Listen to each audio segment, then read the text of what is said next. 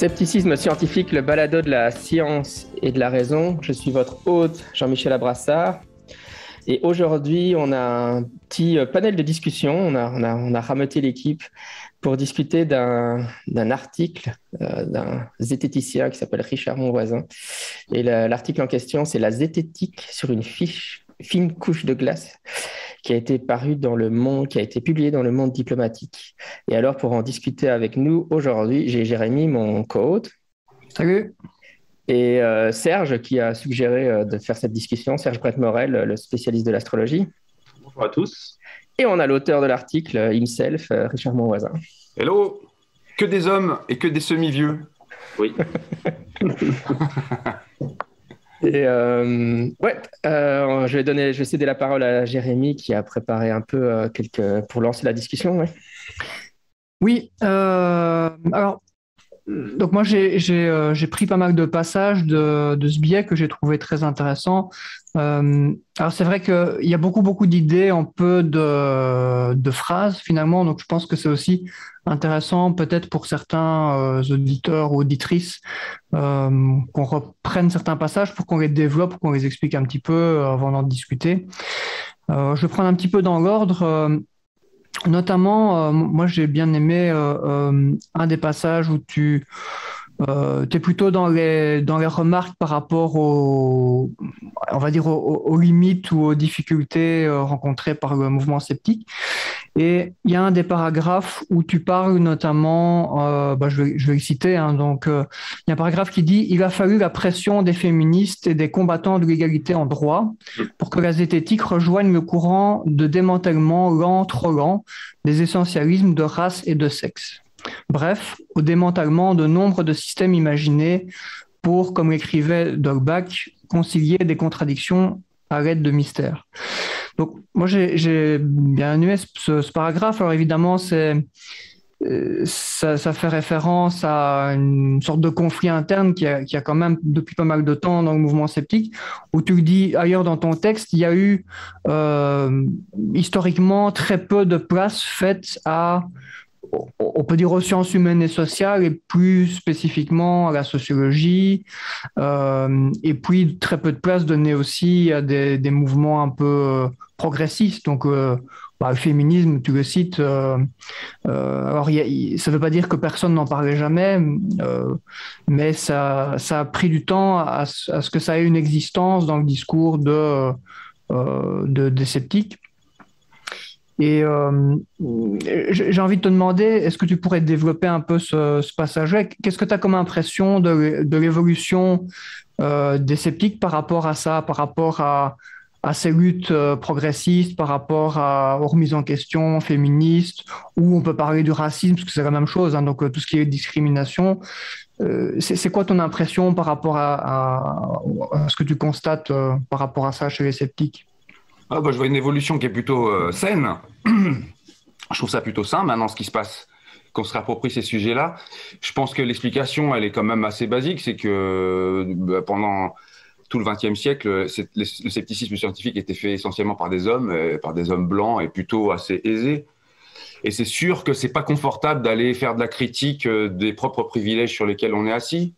Et je me rappelle des tout débuts des associations zététiques, la question mais même des choses assez banales comme l'accès au restaurant dans lequel se passaient les premières réunions de zététique locales chez moi.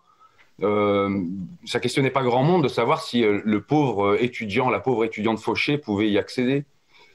Et c'est là que les sciences humaines et sociales, c'est vrai qu'on a eu un gros temps de retard, au moins en France, hein, pour s'approprier les contenus de déconstruction des essentialismes et autres. Et je suis content ça fait 7-8 ans, 10 ans, mais c'est au forceps, hein, parce que c'est pas venu tout seul. Hein. C'est le fait que des femmes se soient mêlées aux questions de scepticisme, hein, que ce soit les skeptics ou que ce soit des mouvements plus récents et peut-être moins formalisés.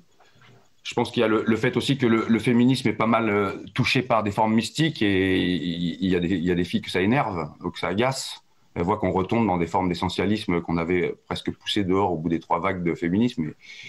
Et ce qui fait des points d'achoppement sympas avec avec les courants féministes. Ouais. Je pense mais le processus n'est pas fini. Hein. La preuve, on est 4 mecs encore, et la présence de filles pour les faire parler lors de panels divers, c'est quand même pas gagné, quoi, encore. C'est pas gagné, pardon. J'ai un chat de Schrödinger dans la gorge. Alors, moi, c'est le mot pression que j'aimerais que tu développes. Qu'est-ce que tu entends exactement par pression? Enfin, c'est pas vraiment qu'est-ce que tu entends, mais à quel point, en fait? Tu veux dire par quelle pression c'est arrivé? Comment il a fallu la pression des féministes et des combattants de l'égalité, etc. D'abord, à quand tu fais remonter ça? Est-ce que tu parles de ce qui se passe depuis 2-3 ans, de ce qui se passe depuis un peu plus longtemps, ou alors beaucoup plus longtemps, en fait? Je vais te parler de ma lucarne à moi, hein, les premières fois. Alors, moi, je suis un petit peu biaisé là-dessus parce que mes lectures féministes, elles remontent à il y a presque autant que le scepticisme, en fin de compte. Mais les premiers coups de boutoir, ils sont venus avec les histoires le fameux Elevator Gate, dont vous avez fait un épisode d'ailleurs au scepticisme scientifique il y a peut-être 7-8 ans de ça. Le fait que la présence de femmes dans des regroupements sceptiques posait un certain nombre de problèmes, somme toute assez classiques, mais qui n'avaient jamais été traités, abordés, les propos que pouvaient tenir des gens comme Dawkins.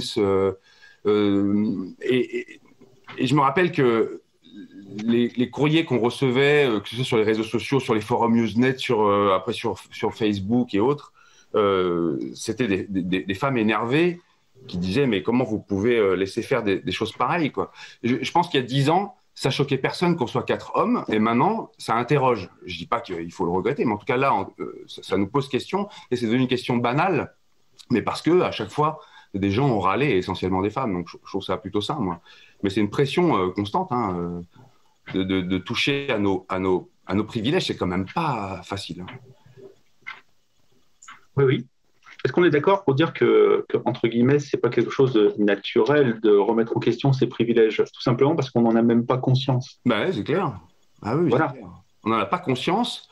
Par contre, une fois qu'on nous les montre et qu'on nous met le nez sur la feuille, on peut plus les ignorer. Si on continue à les ignorer, voilà. C'est un peu le même process qu'avec les pseudosciences, si tu veux. C'est quelqu'un qui défend une théorie foireuse ou vraiment discutable. On peut difficilement lui en vouloir. Par contre, quand on lui présente l'exposé de l'absence de preuves, s'il persiste, là, on peut rentrer dans la notion de pseudo-science au sens de mensonger, quoi. C'est-à-dire que le principe de charité, c'est se dire, bon, bah, les gens ne le faisaient pas exprès, mais maintenant, s'ils persistent encore, là, c'est quand même qu'ils y mettent de la mauvaise foi. Oui, bien sûr, bien sûr. Moi, je te demandais par rapport à ce mot de pression, parce que j'y suis moi-même très sensible, parce que non pas que j'ai subi des hordes de critiques et de pression, etc. C'est pas du tout à ça que je pense, mais j'ai envie de dire que depuis 4-5 ans, toutes ces pressions, en tout cas, qu'on a ressenties sur le milieu, moi, m'ont vraiment fait avancer, pour pas dire découvrir, des questionnements comme...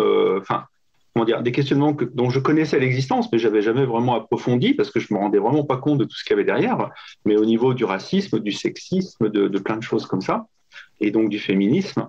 Et c'est vrai que ça a été très positif finalement pour moi, mais par contre, c'est vrai que ça s'est fait dans la douleur, hein, parce que quand tu ne connais pas ces questionnements, tu te retrouves face à des gens qui te reprochent de ne pas les connaître, ou alors qui s'en foutent en fait de ça, qui pensent que c'est parce que littéralement tu es une grosse merde parce que tu les connais pas ou parce que tu n'en tires pas les conséquences, donc on te reproche de pas tirer les conséquences de ce que tu connais pas. Et donc c'est compliqué à vivre, mais par contre moi, je suis un peu blindé contre tout ça. C'est vrai que j'ai ressenti l'effet de ces pressions entre guillemets et ça m'a obligé à me former à plein de choses.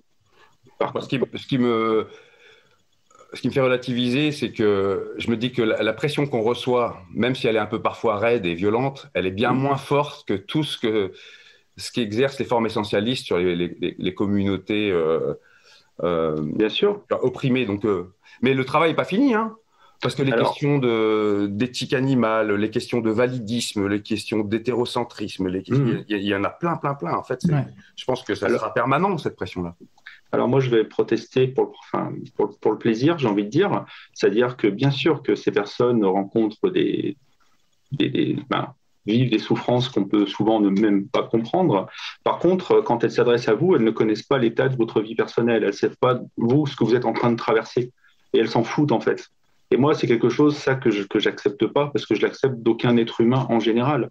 On te demande de faire attention à qui tu t'adresses, même si tu as le sentiment d'être dans la position de la victime. Moi, très sincèrement, j'ai passé des moments très durs il y a quelques années, là, et je me prenais des attaques frontales comme ça, qui sortaient de nulle part, et les personnes s'en foutaient de ce que j'étais en train de vivre. Donc, je veux dire, il n'y a pas certains publics qui sont plus sensibles que d'autres. J'ai envie de dire au temps présent, hein, parce qu'on ne sait pas ce que l'autre est en train de vivre. Je ne dis pas qu'il faut éviter de le faire, mais je veux dire qu'il n'y a pas que les sceptiques qui doivent faire attention à qui ils s'adressent, comment ils le font et à quel moment. Ouais, tu vois, mais la pédagogie, je trouve que c'est un luxe. C'est une demande un peu compliquée que l'on fait. La première étape, je trouve, c'est d'être énervé. Je peux comprendre ça, tu vois, d'être agacé. Je comprendrais que, par exemple, je sais pas, moi, si je suis dans un pays à forte histoire coloniale et que j'habite là-bas et qu'à un moment, en tant que blanc, on me fout dehors, je suis pas ravi, mais je comprends, si tu veux. Et leur demander de faire preuve de pédagogie et de prendre en compte ma propre souffrance, je trouve que c'est une étape 2. J'estime être patient au nom des privilèges sur lesquels toute ma vie de classe moyenne aisée, maintenant intellectuellement bourgeoise, repose en tant qu'homme hétéro, tu vois. Je me dis, bon, c'est un pis-aller. Je suis prêt à prendre des gifles, quoi. Je suis désolé, Jérémy, je rebondis tout de suite parce qu'évidemment, je ne veux pas caricaturer les choses. Hein, je suis d'accord complètement avec ce que tu dis, toi. Et moi, ce n'est pas cette situation-là que je décris. C'est celle d'une situation où tu arrives dans une discussion, tu vas poser des questions parce que tu ne maîtrises pas le sujet. Et parce que tu poses des questions, on te rentre dedans. Ouais. Moi, c'est cette situation-là, c'est à celle-là que je pense. Et donc, moi, ça m'arrive encore aujourd'hui d'arriver dans une conversation.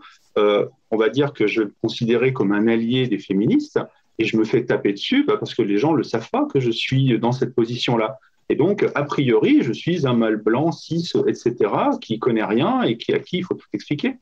Et qui est une grosse merde, hein, parce qu'évidemment, ça va avec. Il y a longtemps, le scepticisme était aussi raide. Hein. Ouais. Peut-être, mais donc c'est comme ça, on l'accepte. Et puis... Si je peux intervenir, si vous me permettez, moi je trouve que ça se pense sur différents plans, ces questions, parce que c'est la question des formes du militantisme.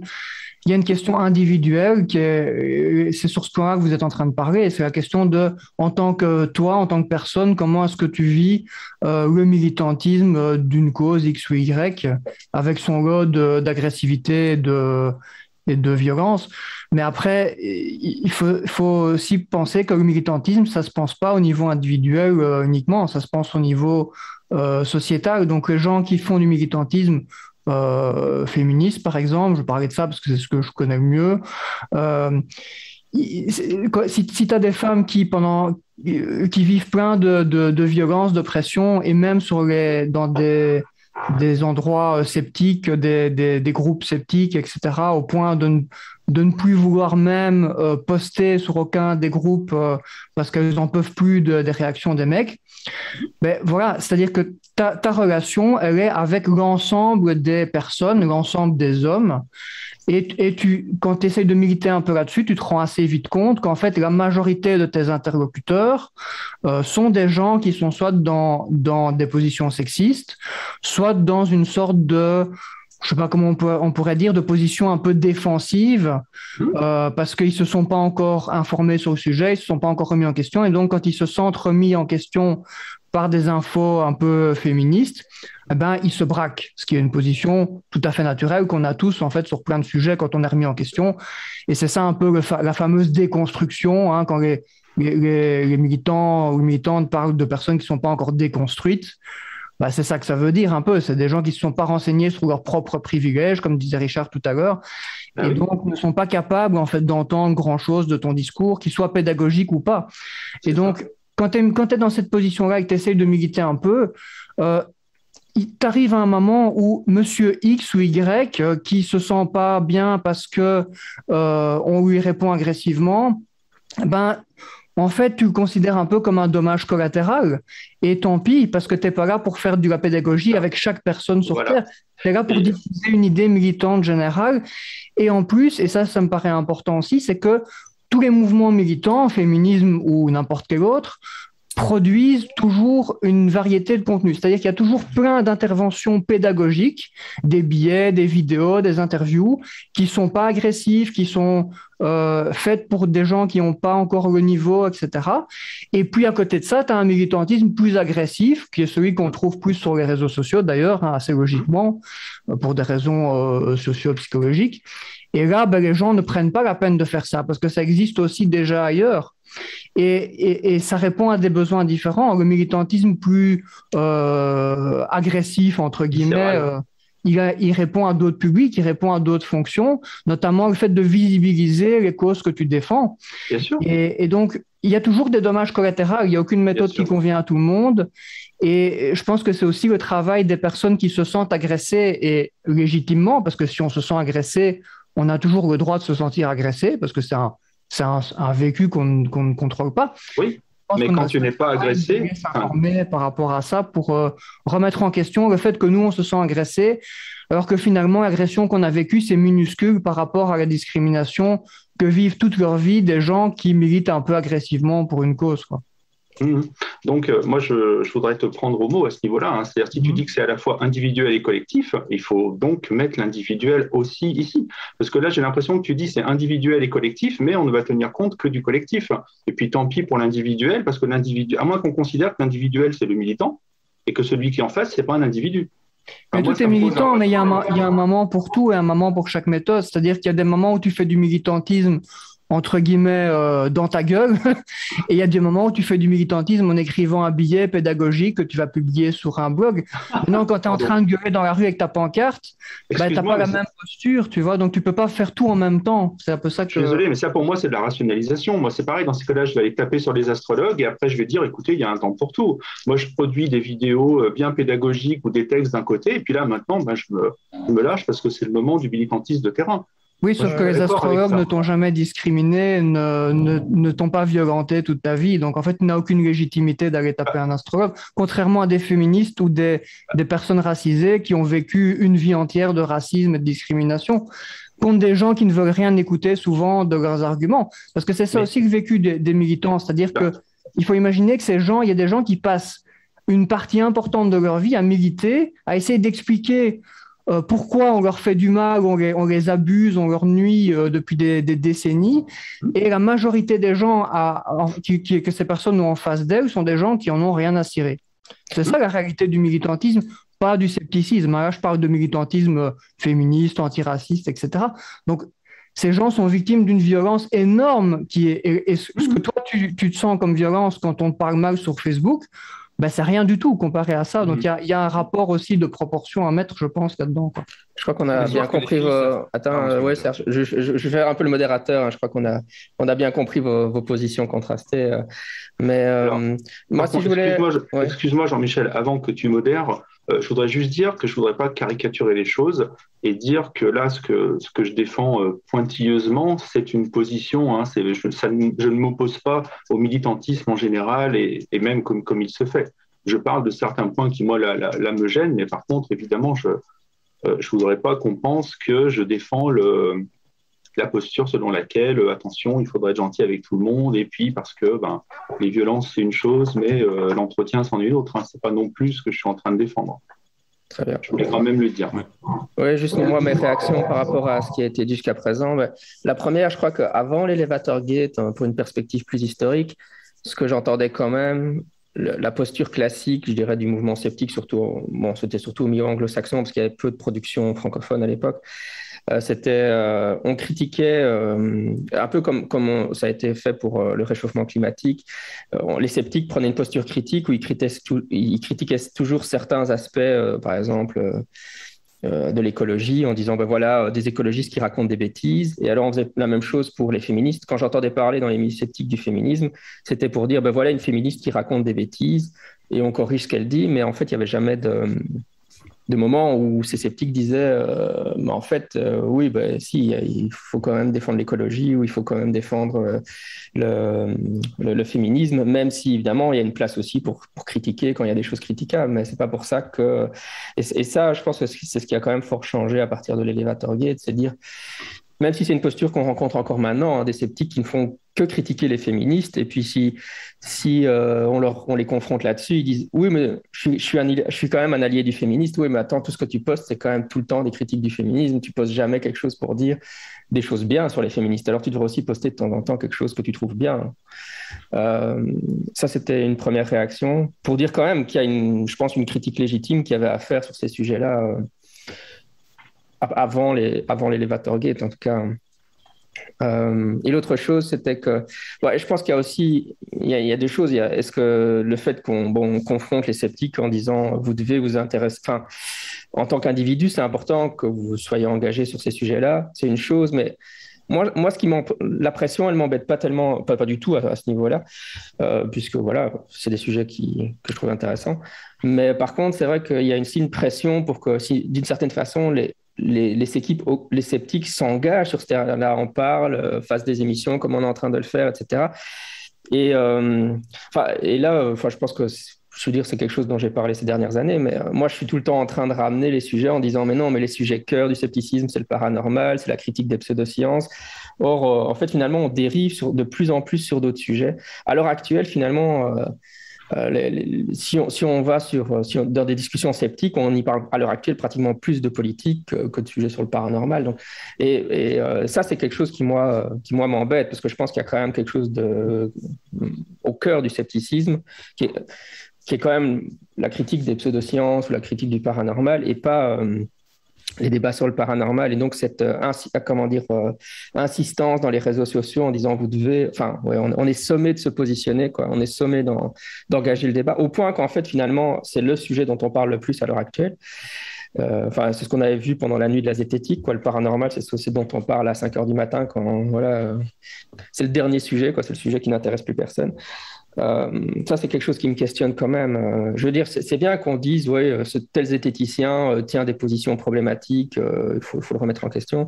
Mais de là à dire que en fait, finalement, que la zététique devrait devenir un mouvement féministe, si vous voulez, se transformer à ce point-là, là, je pense que on s'éloigne tellement du cœur du domaine, du cœur du projet de départ, que ça me pose question quand même. Voilà, ça c'est beaucoup de choses à dire. Ouais, non, juste deux choses. Tu connais mon goût, Jean-Michel, pour le paranormal également.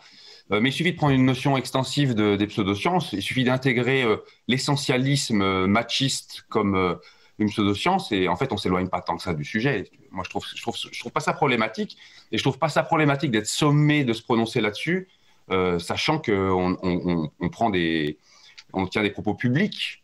Moi, je trouve ça pas déconnant, si tu veux. Et je reviens juste sur la violence, entre guillemets, qu'on peut ressentir. Est-ce que sans cette violence, nous nous serions penchés sur ces sujets? Et moi, je peux vous dire un truc, c'est qu'il y a 25 ans, la première fois que je me suis confronté au féminisme, c'était par une gifle. Très clairement, c'était par une gifle. J'ai dit quelque chose d'odieux, et j'ai pris une baffe, quoi. Et là, je me suis dit, mais en fait, sans cette baffe, si ça se trouve, je me serais pas concerné. Donc, il y a des vertus quand même, elles sont assez désagréables, mais il y a des vertus quand même à cette violence-là. Eh bien, moi, je vais te répondre que sans certaines violences, je me serais intéressé à ces sujets bien avant, parce que j'étais face à des propos caricaturaux qui me donnaient pas envie d'aller voir plus loin. Mais regarde, on a 40 berges, et on s'y pencherait que maintenant, tu vois. Il y a quand même, alors que l'oppression patriarcale, on en jouit depuis 40 ans, si tu veux. C'est quand même tard, je trouve que ça arrive tard dans notre construction, si c'est que maintenant qu'on s'y penche. Donc on peut nous en vouloir pour ça. Peut-être qu'on peut faire... Pardon. Ouais. Moi, je sais pas si ça vient pas aussi du parcours intellectuel de chacun. Est-ce que chez des universitaires, on n'est pas beaucoup plus au fait de toutes ces questions, et encore plus dans les sciences sociales qu'ailleurs? C'est même pas gagné, ça. Je dois avouer. Les étudiants sont plus au point que les étudiants actuels et étudiantes sont plus au point que pas mal d'enseignants. Oui, c'est l'actualité. Ouais. J'allais dire, on peut peut-être passer du coup à notre paragraphe que j'avais noté qui fera bien le lien avec celui-ci. Alors, je ne sais pas si ça en fait partie, si ça a prévu ça dans tes points, mais Jean-Michel parlait du cœur de la zététique. Est-ce que tu as quelque chose là-dessus? Oui, Parce que justement, là, c'est super important, je pense. Oui. C'est pas ce point-là que j'allais aborder. Je ne sais pas si Richard en parle vraiment dans son texte, mais effectivement, c'est une question intéressante, mais qui à mon avis, est impossible à trancher. c'est un peu. Mais oui, comme c'est vrai qu'historiquement, il y a eu un élargissement des sujets, mais après, qu'est-ce qui définissait finalement les sujets et les limites du scepticisme scientifique ou de la zététique à la base? C'est le petit nombre d'associations qui menaient ces combats et qui définissaient un peu le mouvement qui était très limité à l'époque. Et bon, comme Richard dit dans une autre partie du texte, ce mouvement a tellement explosé aujourd'hui, enfin explosé en termes de masse, qu'il a aussi explosé en termes de valeur, en termes d'intérêt, en termes de posture, en termes de tout en fait. Et moi je me disais encore il n'y a pas très longtemps, aujourd'hui, les points communs qu'il y a entre tous les sceptiques, entre guillemets, moi je vois presque plus rien en fait comme socle commun entre les sceptiques, à part un intérêt pour le scepticisme. Bon voilà, c'est un point commun un peu creux ce que je dis, mais et voilà, donc du coup, c'est quoi encore la zététique aujourd'hui? En fait, moi, je sais même plus. Ce qui fait que moi, je n'utilise même plus ce terme. Je suis même aujourd'hui mal à l'aise de m'associer à la zététique parce que c'est devenu tellement quelque chose d'indéfinissable qu'en fait, je sais même plus ce que c'est, quoi. Parce que même il y a genre 10-15 ans, même, allez, on va dire il y a 10 ans pour pas partir trop loin, les débuts de la zététique sur les réseaux sociaux, le groupe zététique sur Facebook, etc. On avait quand même une sorte de socle commun comme ça, qui était une série de grosses associations et de personnes assez actives de ces assos qui diffusaient une série de connaissances et d'idées, de valeurs. Je pense aux valeurs de l'EZ notamment, qui étaient quand même globalement partagées un peu par tout le monde, en tout cas à l'époque. Et donc, il y avait vraiment une sorte de socle commun comme ça, et les gens s'agglutinaient autour de ça. Mais aujourd'hui, ça n'existe plus, en fait. Aujourd'hui, il n'y a plus rien de ce socle commun. Tout ça a disparu. Et aujourd'hui, il y a des mini-communautés comme ça qui ont chacun une sorte de socle commun. Il y a des valeurs allez, on va dire, la communauté autour de zététique, métacritique et tout ça. Il y a des valeurs autour de la tronche en biais et leur communauté. Mais à part ça, il n'y a plus rien, quoi. Donc, c'est vrai ça, c'est quand même un truc très particulier, je trouve, comparé au début de la zététique et donc à ce cœur de la zététique, comme tu disais, Serge, enfin, comme Jean-Michel disait dans le passé. Bon, je ne sais pas, Richard, qu'est-ce que toi tu penses de ça, finalement? Est-ce que ça existe encore, le mouvement zététique? Le mouvement Je pense qu'il faut des sociologues qui travaillent sur le sujet. Ça commence à être fait. Je vais citer Sylvain Laurens qui essaie de travailler un petit peu sur ça, mais je sais qu'il n'est pas forcément bien lu ou bien vu par tout le monde. Mais je trouve que, en tout cas, le livre Militer pour la science, il parlait de ces courants qui étaient à l'époque qualifiés de rationalistes. Qu'est-ce qui reste de commun? Le tronc commun, moi je trouve quand même qu'il y a la volonté d'appliquer une lecture matérialiste méthodologique sur le monde. Il reste ça, et ça c'est commun à peu près à tout le monde. Le problème c'est qu'on va être plutôt, les différentes sous-communautés vont plutôt être topologiquement marquées, elles vont choisir de travailler sur tel sujet plutôt que tel autre, elles vont axer leur combat sur tel ou tel autre. Mais moi je les trouve pas tellement antinomiques, je trouve que le noyau il est encore là, hein. Le noyau il est encore là d'avoir une heuristique d'exigence sur les faits, en se posant la question de comment se construit un fait et qui définit ce que c'est qu'un fait, et de ne pas prévoir son hypothèse à l'avance en essayant de la confirmer par un énorme biais de confirmation, mais en se soumettant soi-même aux éléments qui pourraient contredire ce qu'on pense. Si c'est ça le cœur, moi je trouve qu'il est encore là, si tu veux. Ouais. Aussi bien sur les combustions humaines spontanées que sur l'essentialisme. Ouais. Et franchement, est-ce que l'engagement social est compris dans cette justement définition que tu donnes? Tu veux dire l'engagement social, l'engagement militant? En général, oui. Non, mais ça, ce sont des méthodes. Il y a des gens qui vont choisir de faire des articles de blog tout doux. Il y a des gens qui vont choisir des formes type Defecator. Il y a des gens qui vont avoir des formes plus brutales. La forme, après, c'est autre chose, quoi. C'est comme, il y a une différence de forme entre vous, moi, Henry Brock, qui était plus raide que nous, ou James Randi. Il y a des différences de forme. Mais le fond, je trouve qu'il est là. Hein. C'est l'exigence intellectuelle, quoi, qui vise à essayer de dire des choses un peu moins fausses que vraies. En ce sens-là, le pont entre le paranormal, la critique du paranormal et la critique de certaines, du grand remplacement, pour parler d'un cas qui nous occupe en France, je trouve que c'est la même démarche. Et en ça, je trouve que c'est pas mort, quoi. Mais on n'a pas le privilège de ça. Hein. Il y a des gens qui font ce travail-là intellectuel en partant. Enfin, la zététique, elle n'a pas vraiment de temple. Il y a des gens qui en font comme la prose de Monsieur Jourdain, quoi. On n'a pas inventé l'eau chaude, hein, j'ai envie de dire. Est-ce que Henry Brock se prononce dans ses bouquins sur le féminisme, le patriarcat, ce genre de choses? Est-ce qu'il en parle même? J'en ai pas le souvenir. Je crois que j'ai à peu près tout lu ce qu'il a produit, et j'ai envie de dire que non, jamais. Mais alors, pas des préoccupations. C'était pas ses préoccupations. Peut-être jamais personne lui a mis la gifle qu'il fallait pour ça. Et j'avoue que les rares fois où j'ai tenté d'aller lui en parler, c'est resté lettre morte. Ouais. Mais c'est une autre époque, ouais, j'ai envie de dire.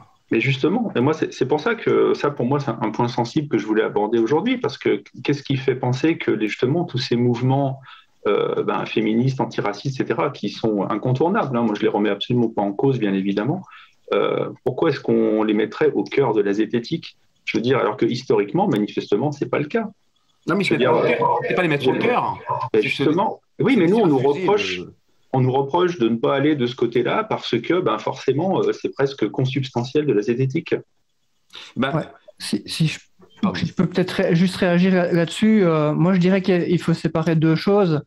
Il y a d'abord une posture qui est je ne vais pas parler des sujets que je connais pas et qui m'intéressent pas. Donc, par exemple, si moi, j'y connais rien au racisme, je vais pas parler du racisme, mais c'est pas pour autant que je pense qu'il n'y a pas un problème de ce côté ou qu'il n'y a pas quelque chose à en dire.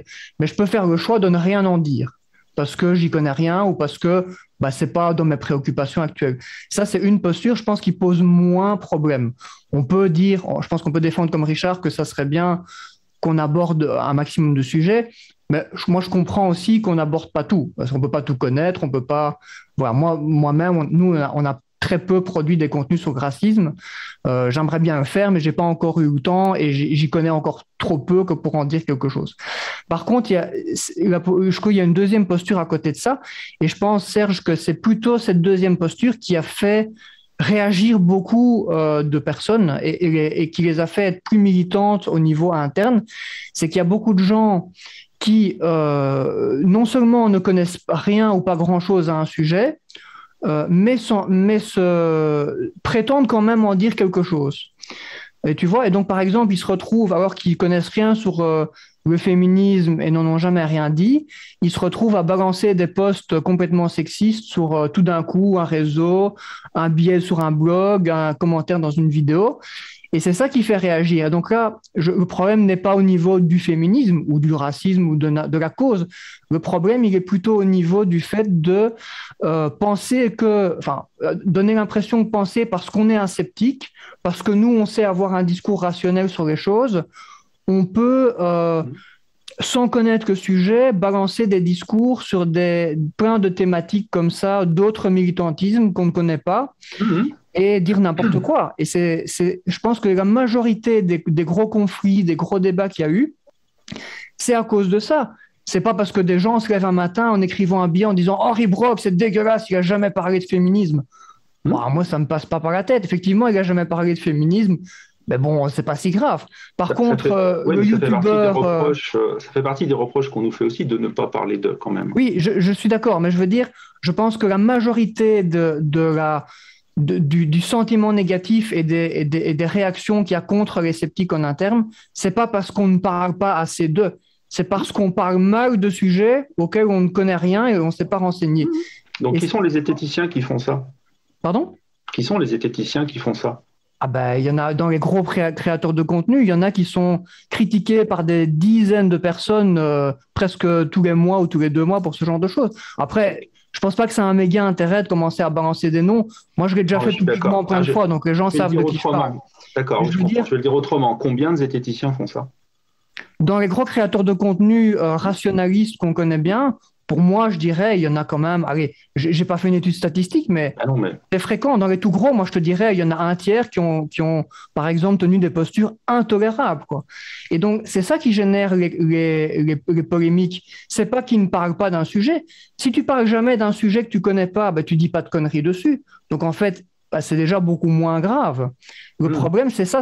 On dirait que certains sceptiques, et c'est pas que les producteurs de contenu, parce qu'on voit aussi ça sur les groupes Facebook, sur Twitter, en gros les sceptiques lambda qui produisent pas de contenu.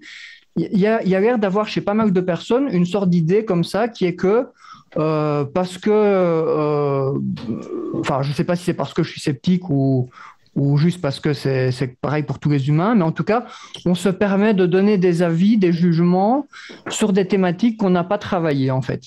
Alors, et ça, c'est un problème. Et donc là, j'ai l'impression qu'il y a quelque chose de ce qui est enseigné dans le mouvement sceptique qui n'est pas passé, quoi, pour certaines personnes, y compris des gros créateurs de contenu. Maintenant, je ne pense pas que c'est spécifique au mouvement sceptique. Je pense que c'est un problème qu'on trouve chez tout le monde. Plein de gens pensent que leur avis sur un truc qu'ils connaissent pas, ça vaut quelque chose et que c'est utile de le dire pour attaquer d'autres personnes. Mais en fait, c'est faux, évidemment. Mais ce qui m'inquiète là-dedans, ce qui m'a toujours posé problème, c'est que nous, en tant que sceptiques, on a toujours une certaine prétention comme ça à utiliser des méthodes plus rationnelles de traitement de l'information, se référer aux connaissances scientifiques, etc. Et en fait, on voit des sceptiques parfois très connus, des vétérans, produire des contenus où ils donnent leur avis subjectif sur des sujets où ils n'ont pas lu la littérature scientifique, ils n'y font pas référence, ils confondent leur avis personnel avec des données à enseigner à un public pour des raisons pédagogiques. Et donc, le résultat, c'est du grand n'importe quoi. Mais ils n'ont pas l'air de comprendre que c'est un problème. Et donc, du coup, moi, parfois, je me dis, est-ce que le mouvement sceptique devrait pas avoir un peu plus d'humilité? Parce que quand on voit toutes les personnes dans le mouvement sceptique qui ont du mal à appliquer ce genre de principe de base, prétendre expliquer ce que c'est la pensée critique après à des gens, parfois, c'est un peu rude. Et on voit qu'il y a beaucoup de gens dans nos opposants, entre guillemets, qui relèvent ça. Ils relèvent plein d'exemples où les sceptiques dérapent totalement en disant « bah oui, vous voulez nous expliquer ce que c'est penser rationnellement, utiliser des preuves scientifiques et après vous raconter n'importe quoi sur ces sujets-là. » C'est un peu ridicule, quoi. Voilà. Je vais réagir là-dessus, parce que moi, c'est ça que ça me pose problème, le fait qu'on se soit tellement dispersé, quoi, le dispersement des sujets de la communauté. Moi, je comprends bien qu'on pourrait ramener le scepticisme à une sorte de noyau super dur du genre le matérialisme méthodologique. Mais quand on fait ça, en fait, ça veut dire que le zététicien, il couvre, on a tellement de sujets, c'est tellement vaste. Et le problème, alors, ça pose le problème de la compétence. C'est impossible d'être compétent sur tous les sujets sur lesquels on est supposé se positionner. En fait, quand je dis le cœur de la zététique, ce serait par exemple l'étude scientifique du paranormal, mettons. En faisant ça, on délimite un champ d'investigation dans lequel les gens peuvent réellement se spécialiser.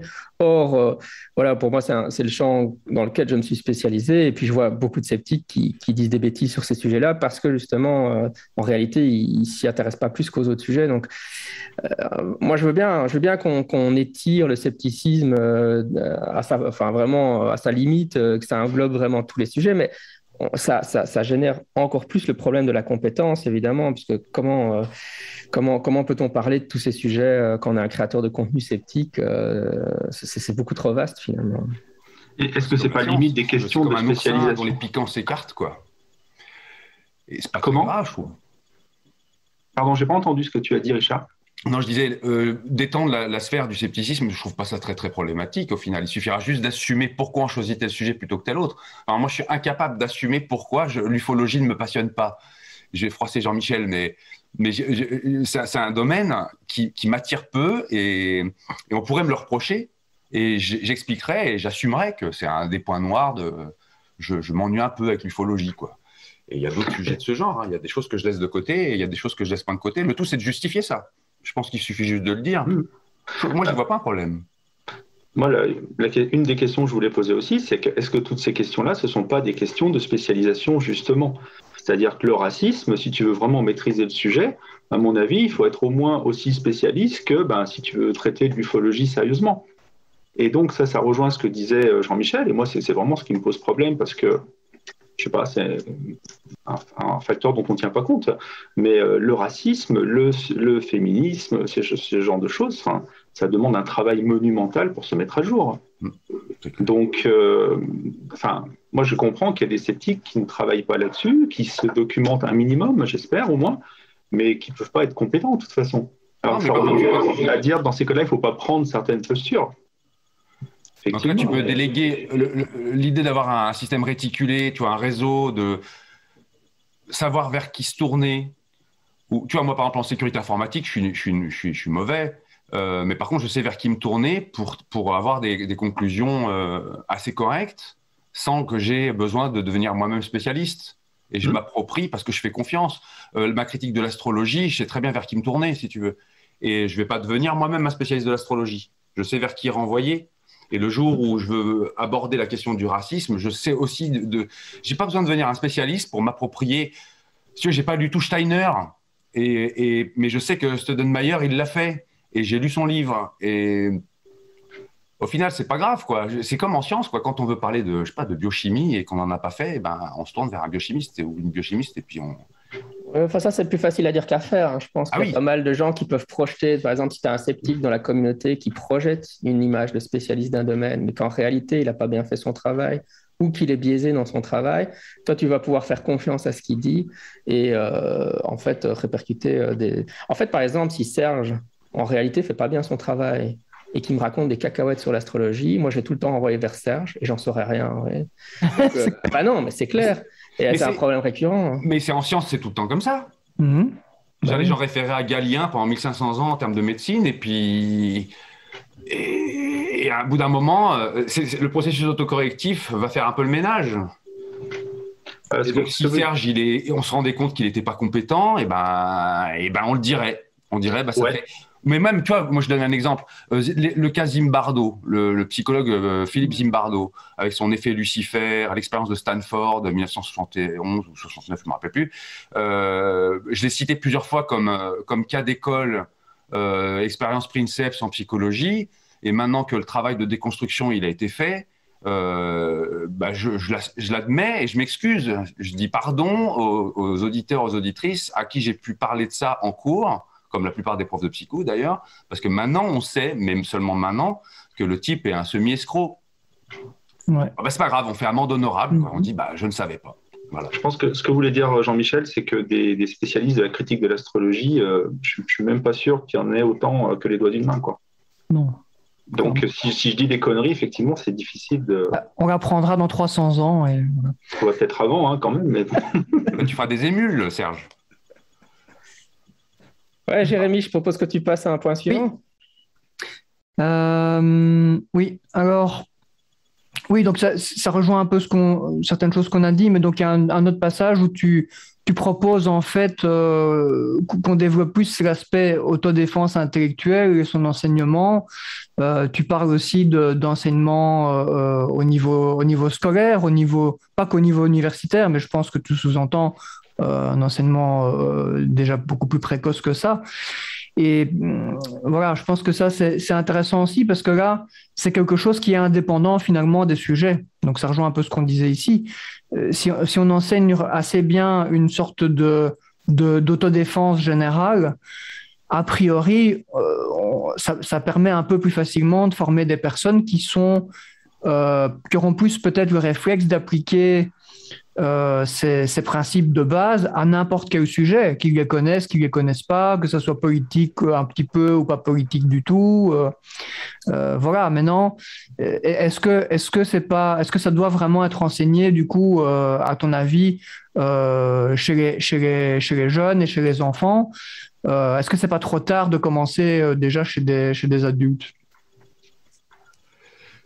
il y a pas beaucoup il faut s'appuyer sur des études pour voir si vraiment il y a des effets. Déjà, savoir est-ce qu'il y a des effets à l'enseignement de l'autodéfense intellectuelle, c'est pas gagné. Ouais. Je dois bien l'admettre. On se rend compte qu'il y a des effets. Je bossais sur, par exemple, le raisonnement à rebours, le raisonnement dit panglossien. Est-ce que quelqu'un qui voit un cours sur le raisonnement panglossien, est-ce qu'il va être capable de le détecter quand c'est sur un domaine qui n'a pas été montré en cours? Eh ben, c'est pas évident. C'est vraiment pas évident. Hein. Ce sont des exercices qui sont compliqués. Mais c'est vrai que, au moins, les rudiments de méthodologie, les rudiments sur la santé, sur le placebo, les rudiments sur un montage expérimental, les rudiments sur pourquoi on fonctionne en méthode de manière matérialiste en sciences, c'est des choses qui en sixième passent bien. Enfin, en sixième, donc chez nous, je sais pas, vers le... comment ça marche en Belgique? Je pense c'est pareil, non, quand vous rentrez au collège, vers 10 ans, quoi. Vers 10 ans, mais de toute façon, Jean-Michel... Le secondaire, en Belgique, on dit le secondaire. Jean-Michel, il le sait mieux que personne, puisqu'il s'en prend aux petites têtes blondes, brunes ou frisées avec ses Zach et Zoé. Ça me paraît pas idiot de faire l'hypothèse que de prendre des esprits encore frais et pas qui se sont pas structurés sur la base de croyances ou pas trop encore, et de s'en prendre, de s'attaquer à ce moment-là. Je trouve que c'est beaucoup plus pratique. Déjà, je le vois avec des jeunes universitaires, la discussion est beaucoup plus facile qu'avec des anciens. C'est pas tant l'âge qui compte que le fait qu'on a passé énormément de temps à vertébrer sa pensée avec des croyances plus ou moins vraies, plus ou moins fausses. Et donc, si on prend avant que les gens aient fait... Moi, mon credo, par exemple, c'est... Hier, j'étais à une conférence sur la vie après la mort. Bon, les gens qui sont là sont tous des gens avec de la bouteille, une certaine expérience, et puis qui y adhèrent en grande partie. C'est pas à eux que je veux parler. Par contre, je me sers de ce que j'en tire là pour aller raconter ça à des jeunes qui ne se sont pas encore prononcés, qui ont pas fait encore de choix, quoi, qui s'étaient même pas encore posé la question. Et j'ai l'impression que c'est plus probant. Mais ça mérite des études, mais des études qui sont longues à faire, parce que pour savoir si l'esprit critique il reste, ce qu'on peut faire en psycho, c'est vaguement regarder au bout d'un mois, et encore déjà, même un mois, c'est long. Mais alors, suivre une cohorte sur 3 ans, 4 ans, 6 ans, c'est quasi infaisable, car trop coûteux. Ouais. Donc peut-être qu'on ne répondra jamais à cette question. Hein. C'est vrai que le transfert des compétences, comme tu dis, au niveau de la recherche, c'est pas aussi brillant que ce qu'on aimerait, quoi, clairement, hein, quand on voit les résultats. Ouais, on a envie d'y croire, mais je sais pas. Mais on sait pas très bien. Une autre chose qui est difficile, je trouve, c'est que par rapport aux enfants, aux adolescents, moi j'ai pas d'expérience avec les enfants, mais j'enseigne une partie esprit critique dans un module plusieurs fois par an avec des adolescents délinquants. Et je vois à chaque fois à quel point on a fait ce travail, maintenant il est bien fait, mais ça nous a pris beaucoup de temps pour réussir à rendre compréhensible la matière, en fait. Parce qu'on se rend compte à quel point des personnes qui n'ont pas encore été, qui sont un peu précarisées, qui n'ont pas été beaucoup à l'école, etc., pour ces personnes, des choses qui nous semblent simples à nous à comprendre, en fait, c'est parfois totalement inaccessible, en fait. Donc, il faut vraiment faire un énorme travail de pédagogie et de simplification pour que, en tout cas moi, pour que les jeunes que je vois arrivent à comprendre quelque chose de qu'est-ce que c'est le fait qu'on peut se tromper dans nos perceptions, dans nos raisonnements.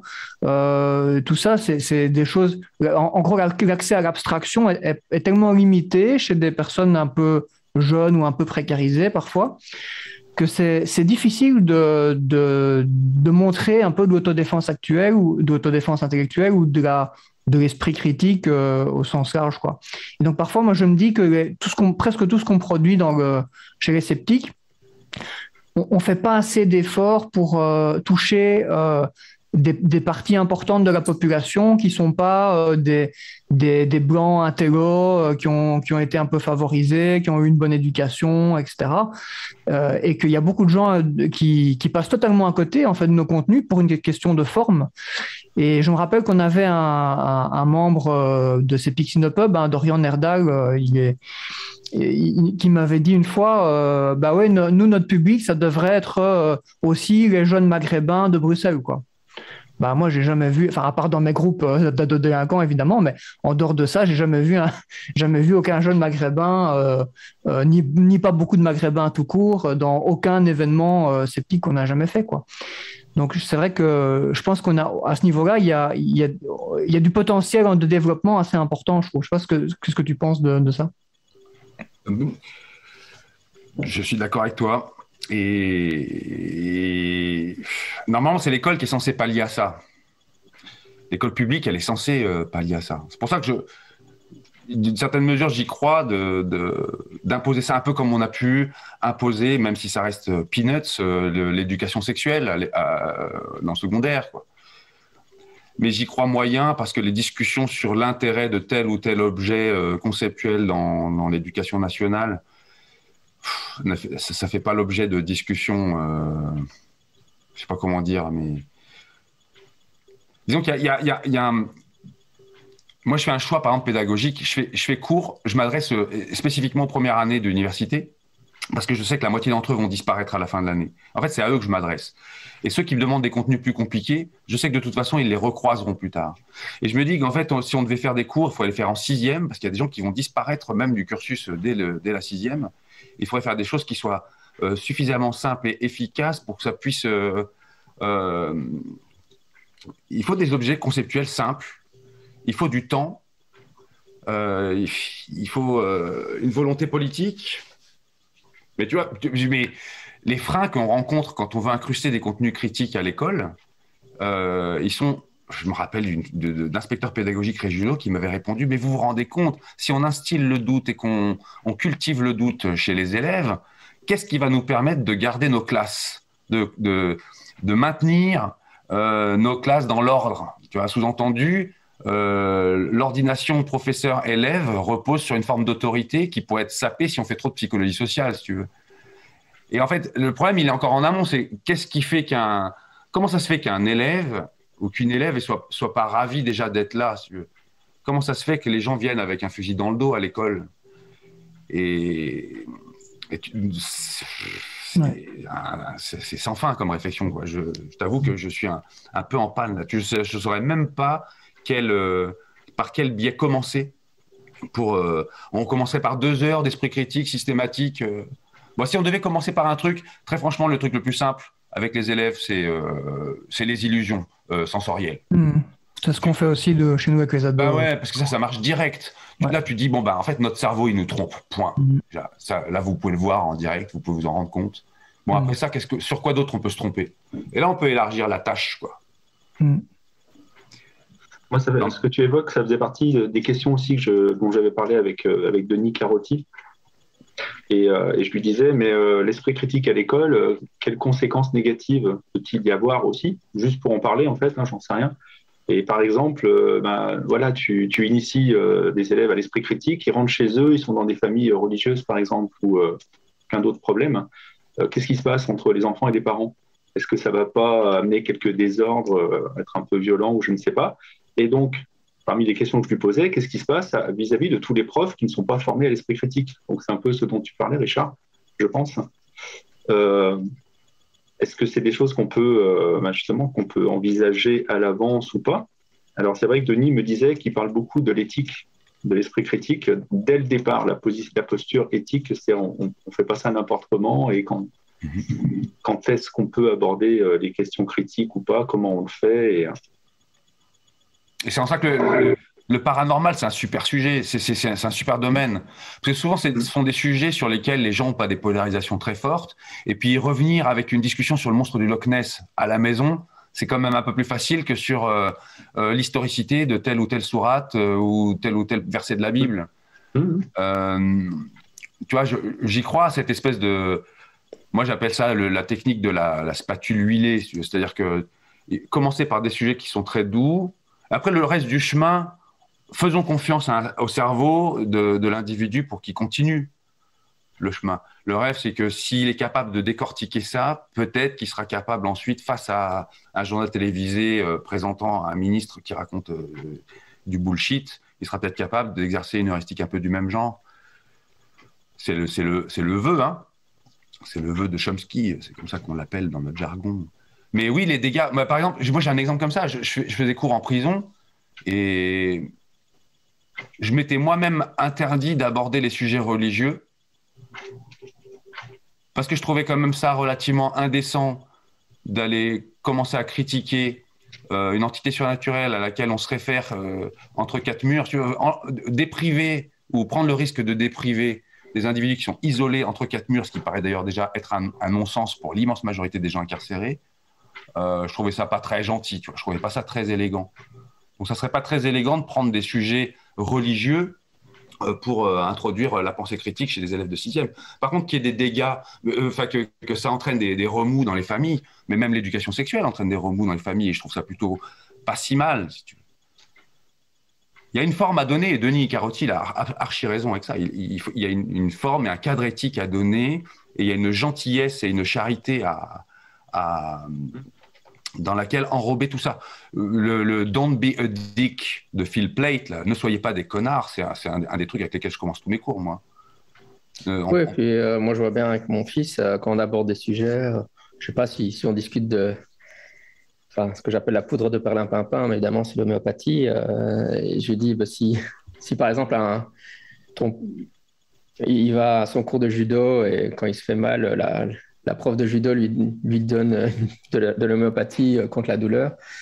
Je lui dis, tu la confrontes pas frontalement avec ça. Enfin, je lui explique quoi, les gens peuvent avoir un engagement très fort avec ce type de conviction. Donc, tu dois aborder ça aussi sur la religion. Je lui dis, OK, on parle de la religion chrétienne, mais si tu as un copain témoin de Jéhovah, tu peux parler avec lui de ça, mais tu lui rentres pas dedans. Enfin, c'est aussi des choses qu'on peut expliquer même aux enfants. Hein, c'est pas...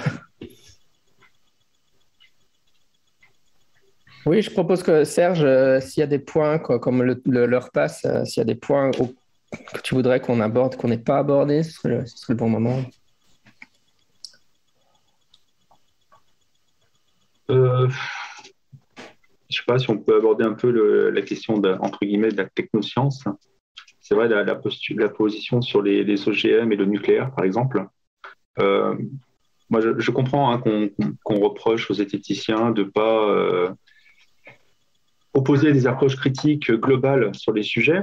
Et donc, est-ce que c'est pas quelque part, est-ce que c'est pas structurel, je dirais, quelque part de la zététique, de se focaliser sur des affirmations presque en allant jusque dans le détail et sans forcément vouloir proposer un regard général sur un sujet. Donc, pour le nucléaire, par exemple, effectivement, on se réfère surtout aux chiffres en disant, ben non, si on regarde bien les chiffres de la consommation, etc. Mais moi, j'ai jamais eu le sentiment que les éthiciens disaient donc ça clôt le débat et il n'y a pas d'autres questions qui se posent. Et j'ai l'impression que c'est un peu ce qu'on leur reproche, en fait. Non? Mais c'est moi qui dois répondre. Bah, c'est qui a envie. Oui, moi, tu peux répondre par rapport à ce que tu avais écrit, peut-être. Oui. Bah, je crois que j'ai pas écrit sur le nucléaire ou les EGM, et puis je prétends pas parler de ça.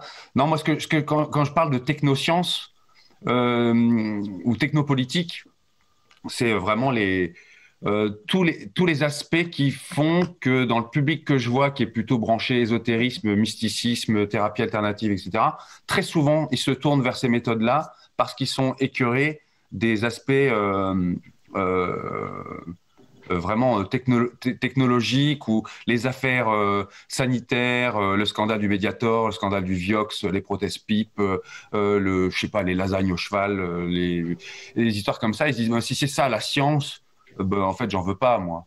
Et je peux comprendre le dégoût, et je trouve que c'est de notre ressort aussi de se pencher sur ces questions-là. Je peux comprendre le dégoût, mais je suis triste que ce soit la méthode qui soit jetée avec l'eau du bain, quoi. Et donc, je sais plus exactement ce que j'écris à ce propos-là, mais non, je sais plus. Je me rappelle même plus si j'ai mis le mot technoscience, probablement, ouais, mais je me rappelle plus dans quelle phrase. Alors, si tu veux, j'ai quelques lignes à te proposer de ton article. Vas-y. En fait, il y a un moment où justement, là, tu es un peu dans la critique de la zététique sur les réseaux sociaux. Et notamment, à un moment, moi, c'est comme ça que je comprends la phrase, tu mets « critiquer les organismes génétiquement modifiés ou les pesticides vous classe facilement comme hostile au progrès ». Sous-entendu, si les zététiciens le faisaient, ils se contrediraient eux-mêmes.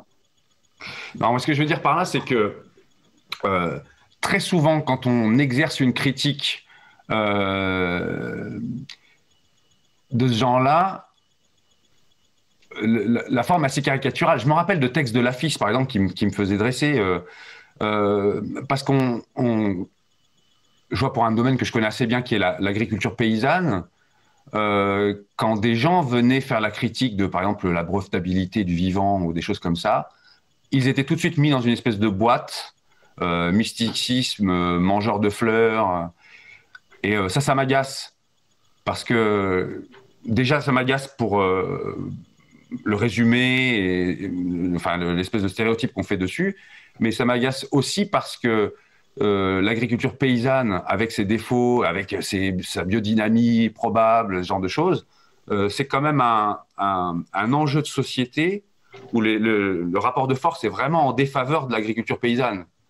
Ce qui fait que des fois, je me donne une règle, si tu veux, elle est à moi, et je ne sais pas si elle pourrait s'intellectualiser un peu plus fort, mais je me dis, la critique que l'on exerce doit être à l'aune du rapport de force. Et je me méfie toujours quand je vois le rapport de force qui doit être de 1 pour 1 million entre le petit paysan local qui suit la lune et puis les structures syndicales majoritaires comme la FNSEA, plutôt agrotechnologique. Je me dis, si le rapport est de 1 pour 10 000, j'ai envie de taper une fois sur le biodynamiste et 10 000 fois sur la FNSEA, si tu veux. Ça ne veut pas dire que la critique ne sera pas de la même qualité, mais en termes de rapport de force, ça me rend triste de voir qu'on va exercer 1000 coups sur une petite racine qui a du mal à pousser et 1000 coups sur une forteresse. Je trouve pas ça juste. Donc venant de penseurs, ça m'agace un petit peu ça. Alors, je pense que ça pourrait être intéressant justement de parler de ça je sais pas, en termes d'éthique, de l'utilisation des sophismes, ce genre de choses. Parce que c'est vrai que, je vois comment ça se passe sur YouTube par exemple ou ailleurs. En fait, entre guillemets, on est toujours en recherche de contenu à produire. Alors quand je dis on, je me mets de côté parce que moi c'est différent. Mais en tout cas pour ceux qui produisent beaucoup. Et c'est vrai que quand on assiste au débat et puis qu'on voit un mauvais argument, on se dit « Ah bah tiens, parfait, ça serait bien, ça me permettrait d'illustrer tel sophisme, tel biais, tel machin. » Et donc, sans vouloir le faire à mal, j'ai envie de dire, ça revient à tomber dans ce que tu reproches, à savoir que on va pointer un détail qui est effectivement problématique en termes d'argumentation, qui peut servir d'un point de vue pédagogique. Par contre, on le fait en oubliant totalement les intérêts qui sont derrière, qui dépassent de loin finalement la problématique qu'on vient de soulever. Et on s'en rend tellement pas compte qu'en fait, on se rend pas compte des dégâts auxquels on contribue quelque part. C'est ça. Ouais, je suis d'accord avec ça. Pleinement.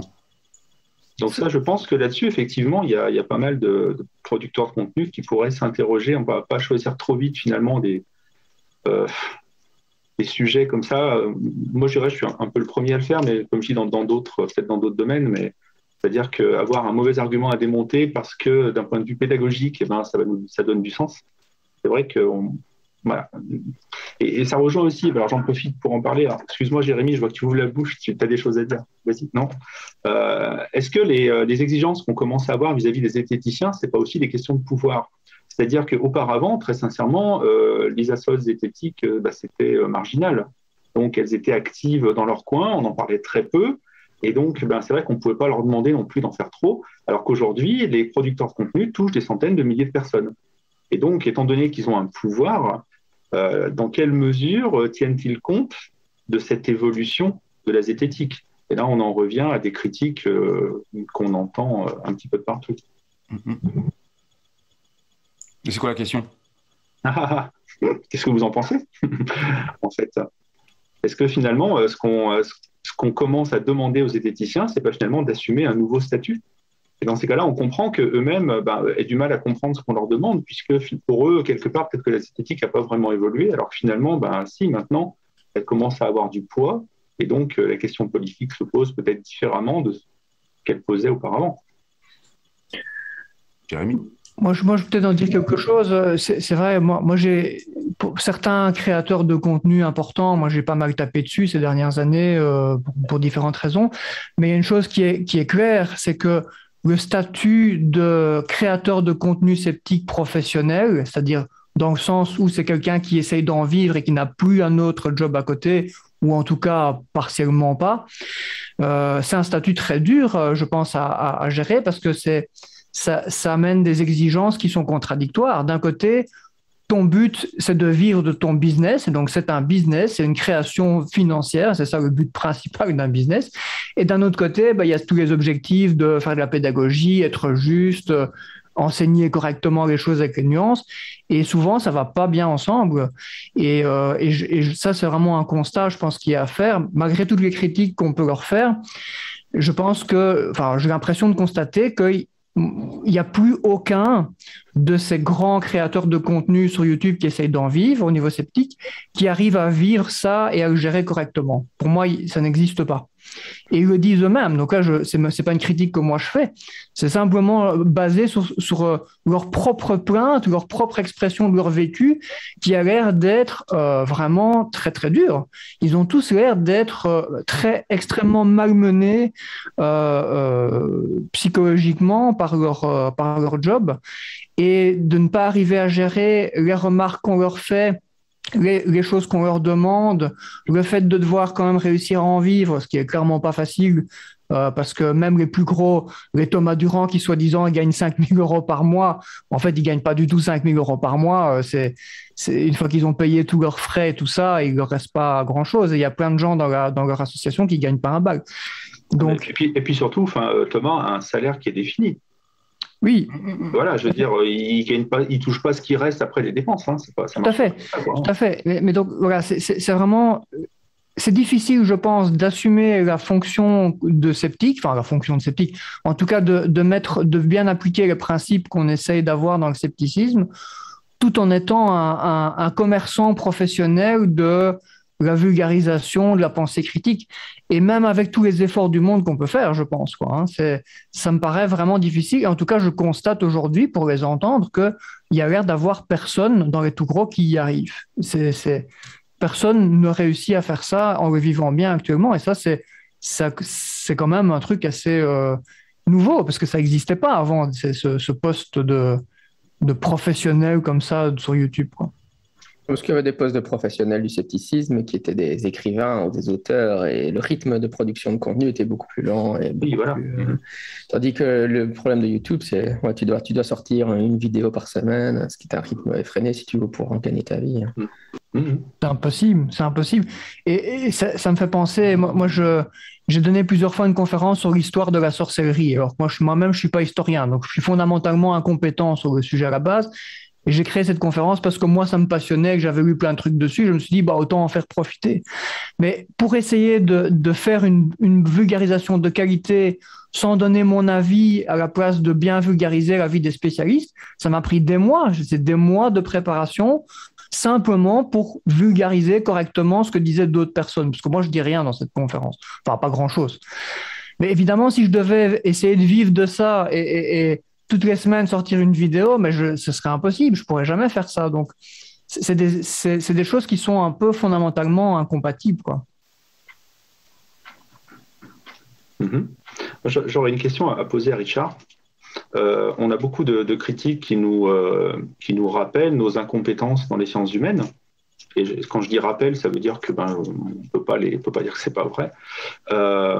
Et donc, ça rejoint un peu ce dont on parlait tout à l'heure, c'est-à-dire qu'on ne peut pas se former à toutes les sciences humaines, et puis même se former à une. Est-ce que c'est vraiment possible si on veut pas en devenir un spécialiste? Et donc, on va puiser ici et là.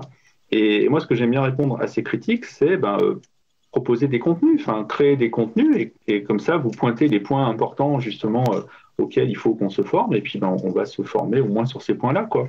Et ces contenus, moi je les attends toujours.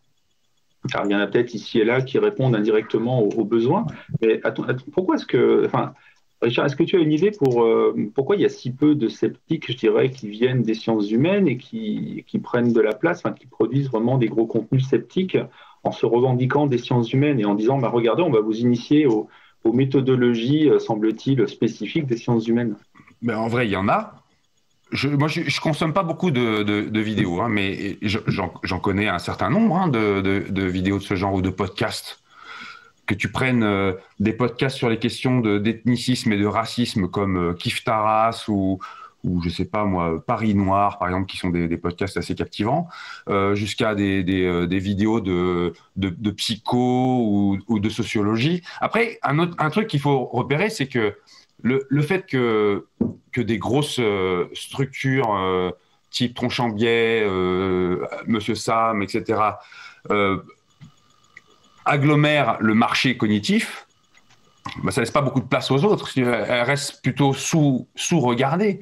Tu prends une chaîne comme quelqu'un qui est déjà venu dans le podcast de Jérémy et Jean-Michel, c'est Shadow Ombre. Bon, il a fait une petite chaîne qui s'appelle Shadow Ombre sur l'ésotérisme, sur Steiner, etc. Il y a très peu de vues, pourtant c'est de qualité, c'est vraiment de qualité, je trouve. Elles sont cachées, mais elles existent. Hein. Elles sont souvent planquées. À nous, d'ailleurs, en rééquilibrant le rapport de force, à nous de les faire réémerger si on peut.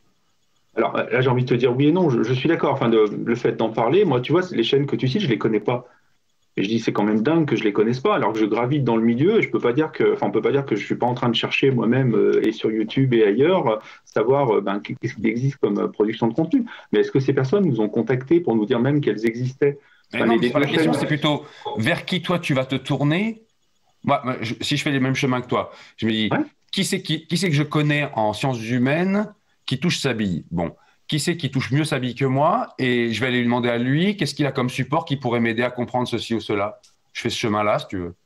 Et il y en a sur des gens qui sont... C'est là qu'on doit pas se comprendre. Enfin, moi, je veux dire, je ne cherche pas à me documenter sur un sujet en particulier.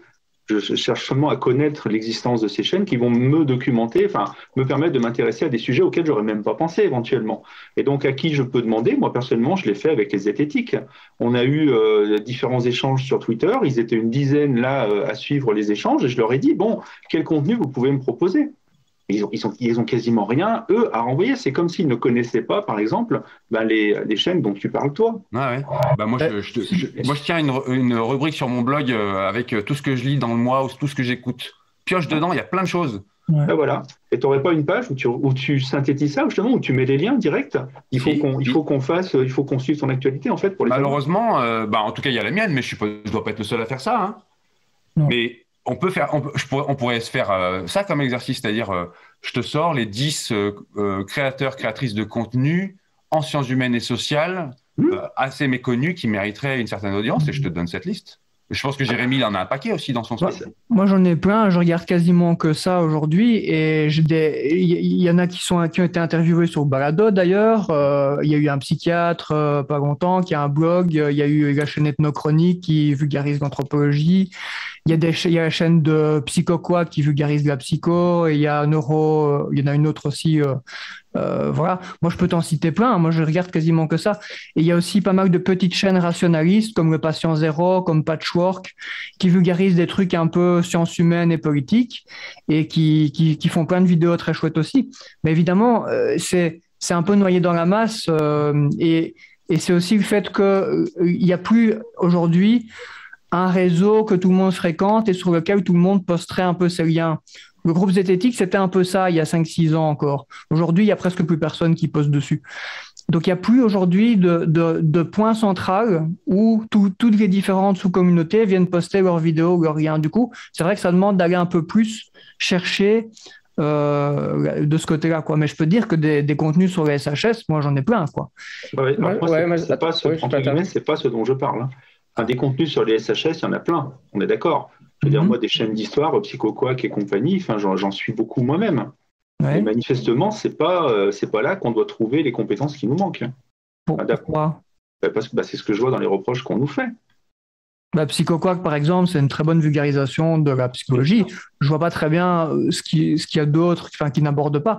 Il aborde plein de sujets différents, et c'est assez scientifique. Donc, moi, sur ce sujet-là, pour essayer, j'ai un autre angle d'attaque que ce que propose Serge. Hein. Je l'ai déjà dit sur le podcast, mais je vais peut-être répéter pour Serge ou Richard s'ils n'ont pas entendu ces épisodes. Mais moi, je pense que historiquement, la zététique ou le scepticisme scientifique américain a été plus centré sur la psychologie étant une science humaine, mais c'est vrai qu'on peut citer beaucoup de sceptiques qui sont des psychologues, hein, Richard Wiseman, Ray Heilman, le noyau dur du scepticisme, c'est des psychologues. Et donc, mais c'est une science humaine, mais en fait, quand on nous reproche de ne pas parler de science humaine, c'est pas de... Même moi, je suis psychologue, Jérémy, il a un diplôme d'assistant en psychologie, donc on parle pas mal de psychologie, on a un certain degré de compétence en la matière. Avant, j'avais Nicolas Gaury qui collabore à mon podcast.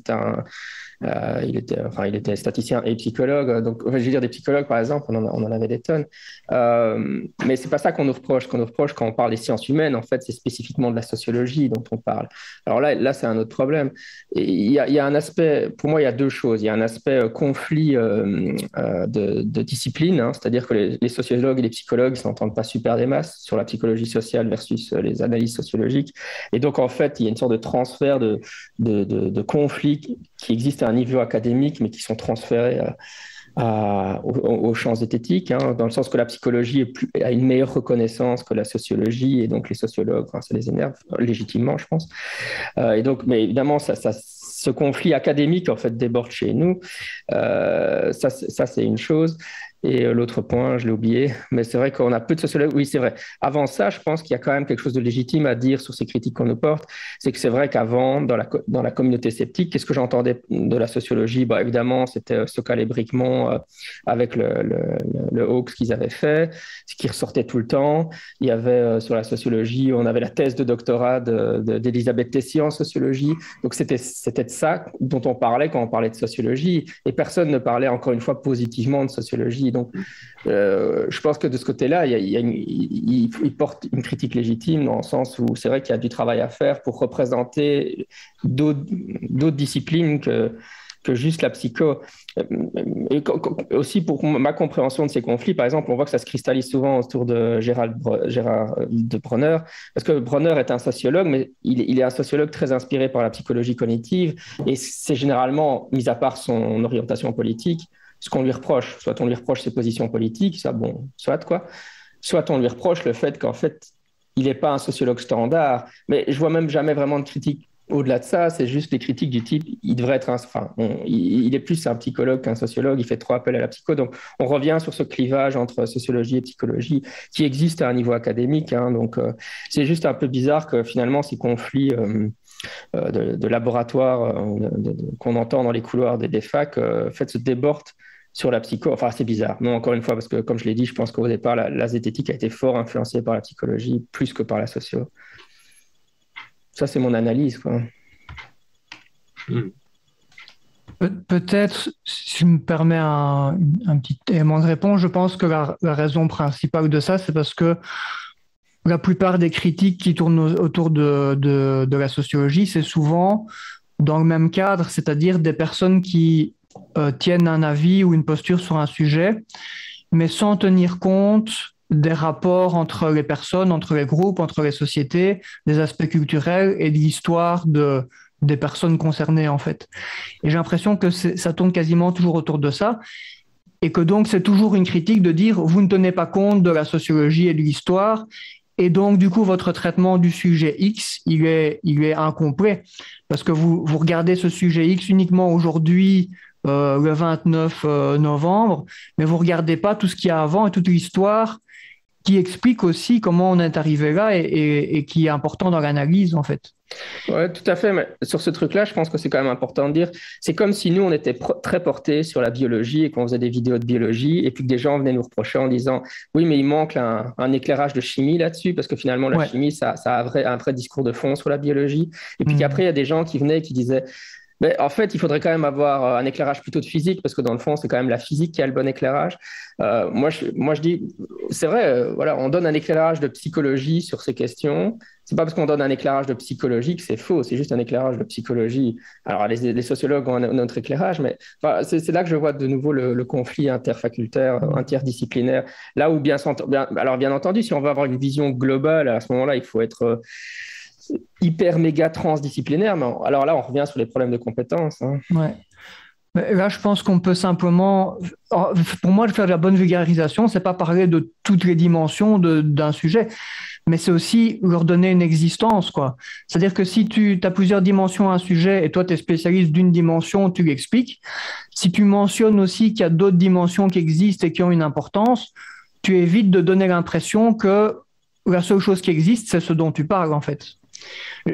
On peut prendre un exemple super caricatural à la con, mais parce que ça permettra de faire le lien avec un autre passage du texte de Richard.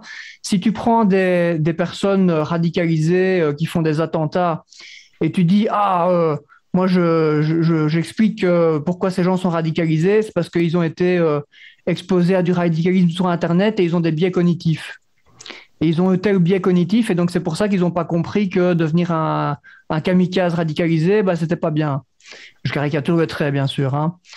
Bah, voilà, je pense que là, c'est assez facile à comprendre que si tu ne dis rien d'autre que ça, si tu ne dis rien de l'histoire de ces personnes, de leur vécu, de l'histoire de leur communauté par rapport au gouvernement, par rapport à leur pays, par rapport à leur culture, tous ces facteurs qui pourraient les avoir amenés à avoir une défiance contre le gouvernement, à avoir une ouverture par rapport au radicalisme que, par exemple, nous, on n'aurait pas. Ben, en fait, tu présentes le sujet d'une manière extrêmement réductionniste. Ça ne veut pas dire que ce que tu dis sera faux, mais il y a tellement de choses que tu ne dis pas qu'au fin de compte, des gens qui t'écoutent et qui connaissent pas le sujet, bah, ils sont pas très bien informés, quoi. Voilà. Et du coup, on peut faire le lien avec le passage où Richard en parle. Je vais le lire d'ailleurs pour les auditeurs, parce qu'il est marrant. Si la zététique lave plus blanc l'étoge des sectes, pensait-il, il devrait laver plus blanc les barbes des salafistes. Mais la prémisse était mineure, en ciblant uniquement les mécanismes religieux, étaient opportunément évincés tous les aspects endogènes de la question terroriste, depuis le traitement des vagues d'immigration en France jusqu'aux politiques d'intervention militaire dites humanitaires. Voilà, donc on peut faire le lien un peu avec ça. Je ne sais pas, Richard, est-ce que tu veux un peu détailler? Parce que c'est vrai que moi, j'entends souvent des gens sur les réseaux et dans mes contacts qui ont du mal à comprendre cette critique, hein, que tu n'es pas le seul à faire. Est-ce que tu pourrais un peu expliquer ça avec tes mots? Ouais, qu'est-ce que je peux vous dire là-dessus que ça me rappelle un épisode choquant où Manuel Valls, notre ancien chef du gouvernement, avait déclaré que tenter d'expliquer ce qui se passait pour les gens dits radicalisés, c'était déjà commencer à les excuser. Mais moi, mon objectif là-dedans, quand je me penche sur ces sujets, de manière assez modeste, c'est de me dire, mais qu'est-ce qui explique la genèse de ces comportements-là qui permettrait, comme dans une science, de faire des prédictions et de voir si on peut évacuer le problème, le diminuer, le réduire ou prévoir qu'au contraire, il va se proroger. Et quand on regarde l'histoire des différentes formes de terrorisme, depuis je sais pas, les attentats de la bande Abadère jusqu'à je sais pas moi, le FLN et autres, on regarde que la genèse de ces radicalismes-là, elle ne se cantonne pas à un biais psychologique bien particulier ou à une lecture sectaire. Il y a de l'histoire derrière, il y a de l'urbanisme derrière, il y a de la politique étrangère derrière, il y a plein de choses qu'il est nécessaire de prendre en compte. Et je me rappelle de cette espèce de retape qu'on avait tenté de nous faire à l'époque au Cortex. On était venu nous voir 2015-2016 en disant « Oui, vous qui êtes spécialiste des sectes, entre guillemets, est-ce que vous pouvez pas venir nous aider ?»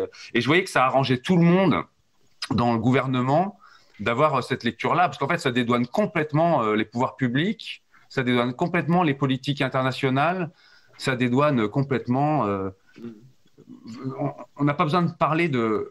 Je sais pas, prenons mais même des exemples, mais qui paraissent peut-être loin, mais les formes économiques qu'il y a dans l'ancien précaré colonial français, même la monnaie est adossée à l'euro sous la forme du franc CFA.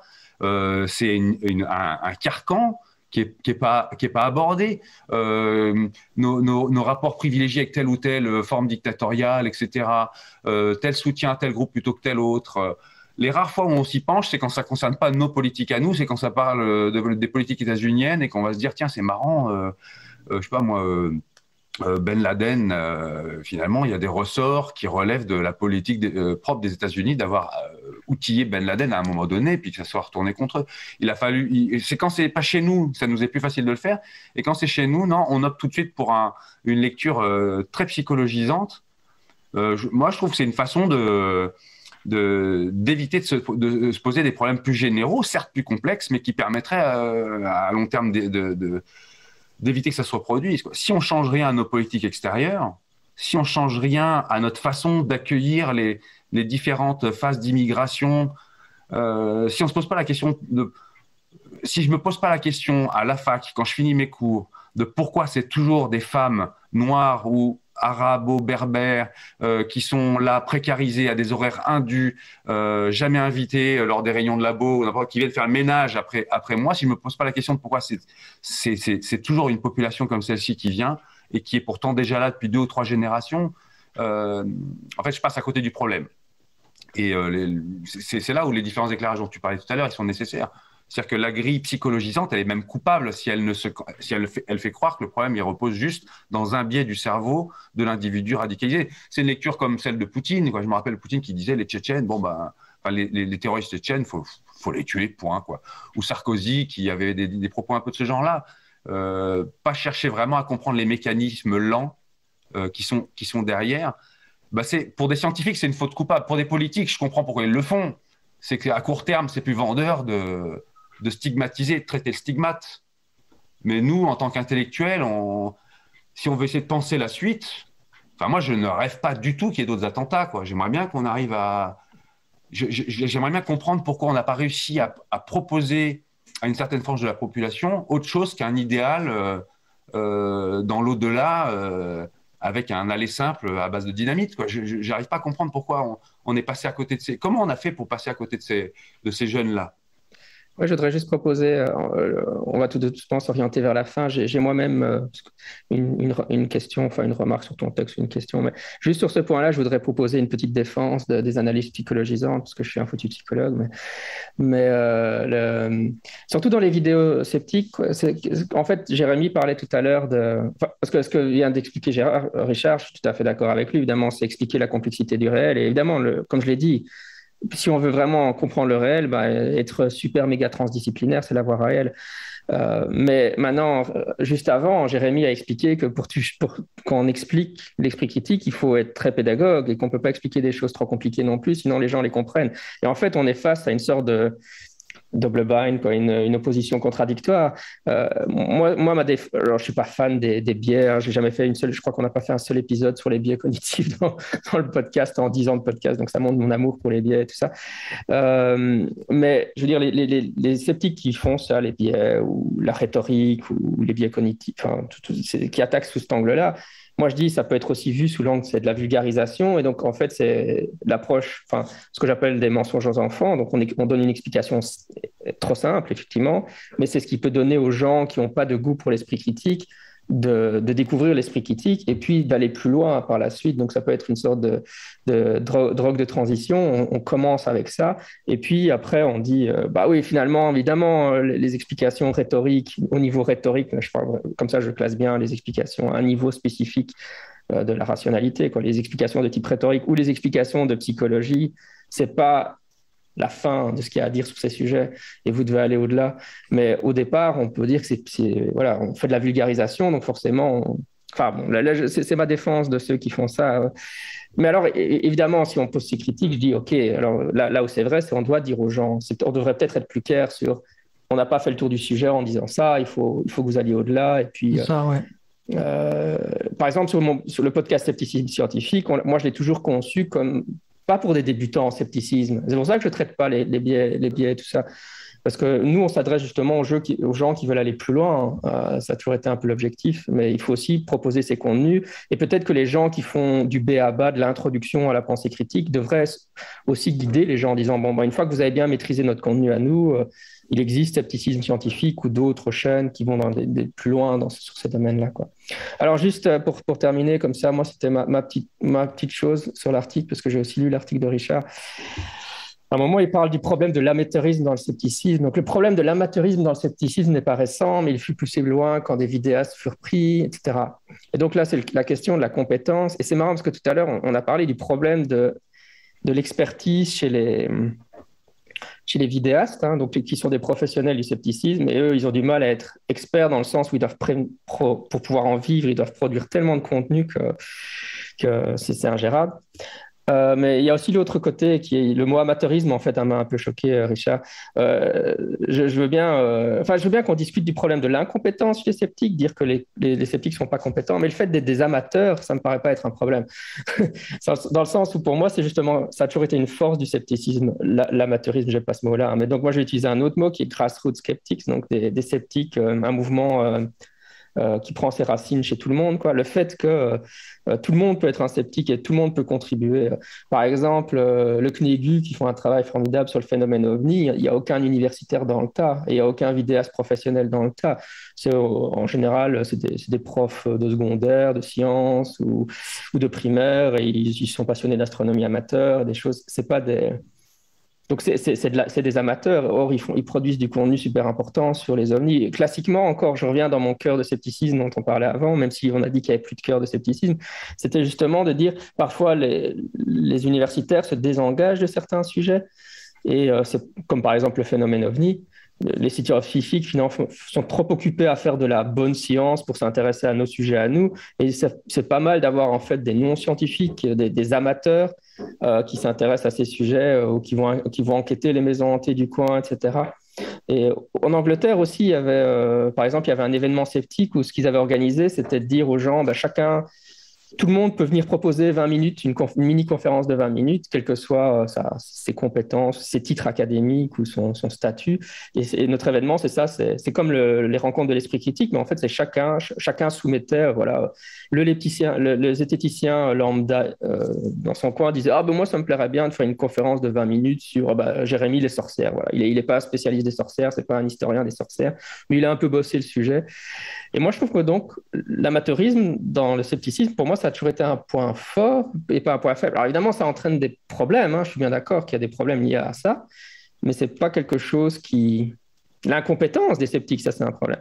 Mais l'amateurisme, le fait que ça soit un mouvement où il y ait beaucoup d'amateurs, ça ne me paraît pas... Par exemple, que M. Sam soit un amateur parce qu'il n'a pas de diplôme universitaire, ce n'est pas forcément quelque chose que je pointerais comme un problème. Ben moi non plus.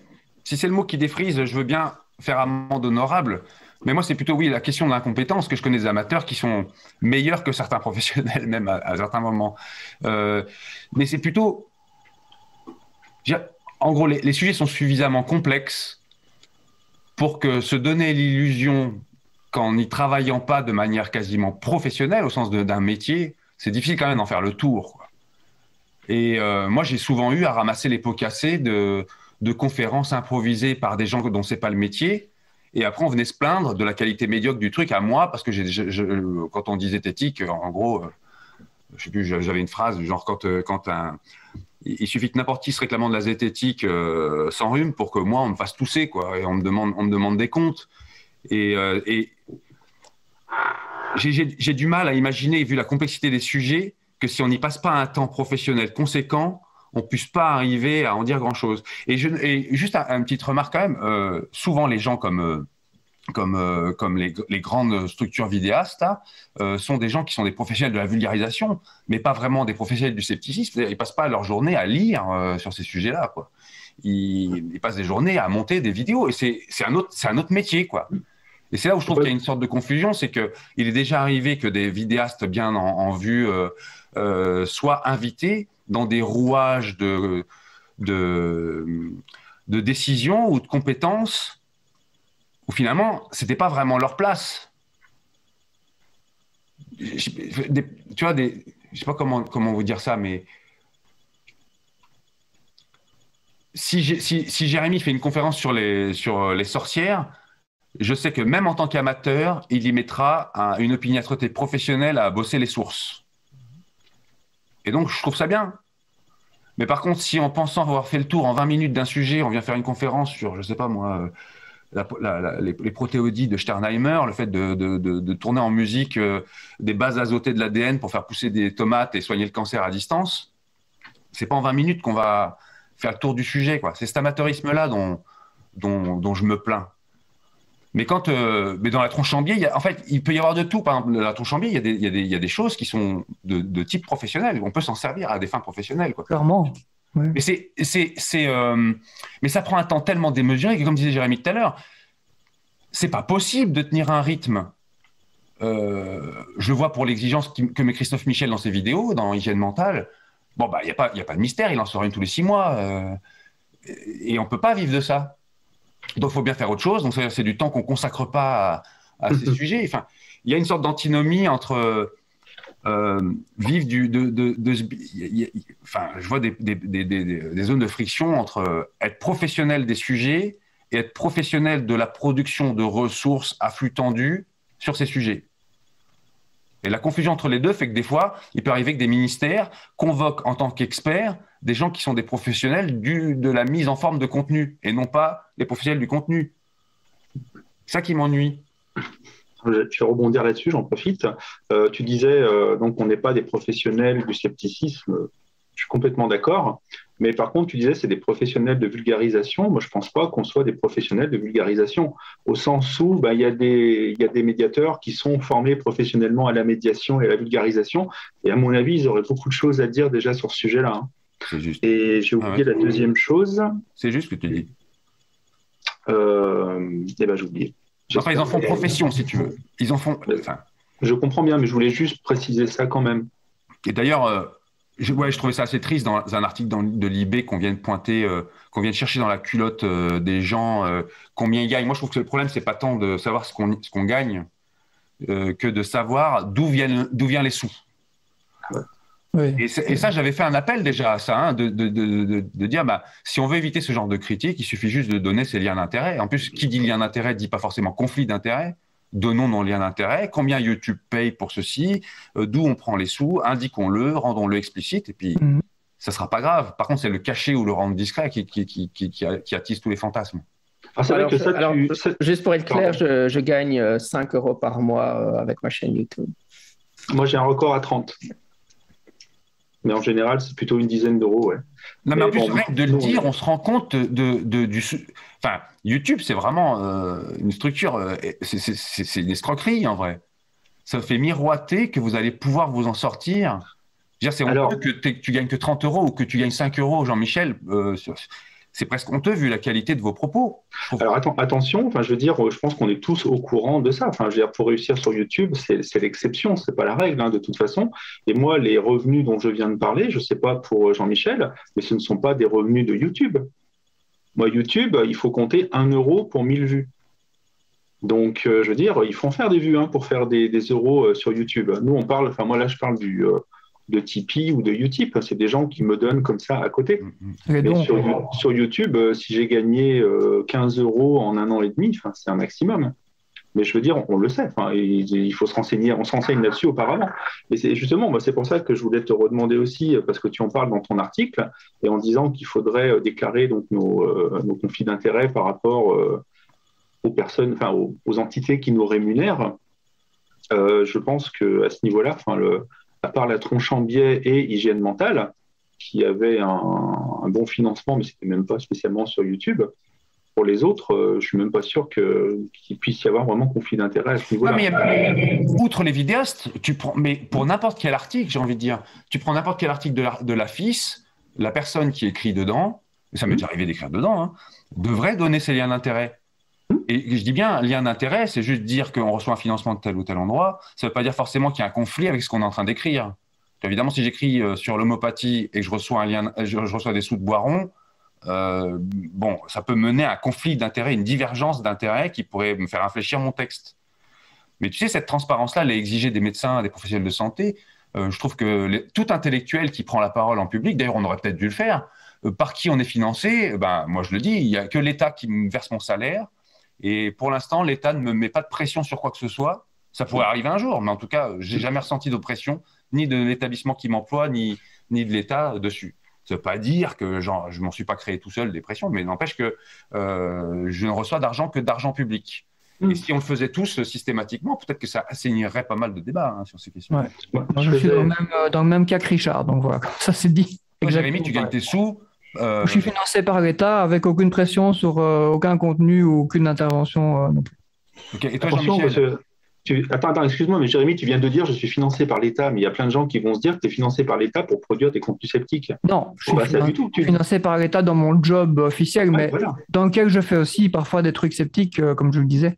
Mais il n'y a aucune pression. Je crois que même personne n'est au courant, se préoccupe du contenu détaillé de ce qu'on fait, quoi.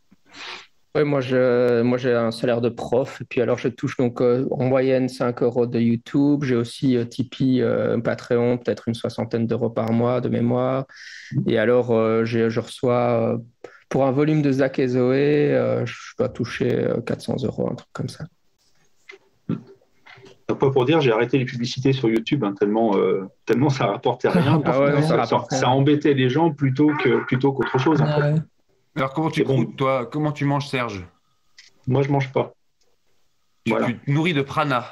Je Non, mais préfère pas en sérieux. parler, mais oui, voilà, oui, bien sûr. Moi, Mais ça vaut le coup de le dire, hein, parce qu'il y a une précarité. Vu le travail que tu fournis, en fait, tu fonctionnes sur quoi? Sur tes deniers perso et je galère, je m'endette, ce genre de choses. Moi, j'ai une vie, enfin, j'ai pas de vie, en fait, quelque part. J'ai fait des choix et c'est vrai que, voilà, je continue de produire parce que ben, c'est un peu ce qui me tient en vie, on va dire ça. Mais à côté de ça, non, j'ai aucun revenu, j'ai une. Et Enfin, comment on peut t'aider en tant que, entre guillemets, communauté? Comment on peut soutenir ça? Comment tu vois l'avenir là-dessus? Ah ben, moi, c'est des questions fondamentales hein, que tu poses. Hein. Moi, je vois pas d'avenir. Hein. Il y a longtemps que je vois plus d'avenir, que je vis au présent, que je m'étiole psychologiquement, intellectuellement, etc. Donc, ma vie depuis quelques années, puisque vous en parlez, c'est ça monte, ça descend, ça monte, ça descend, quoi.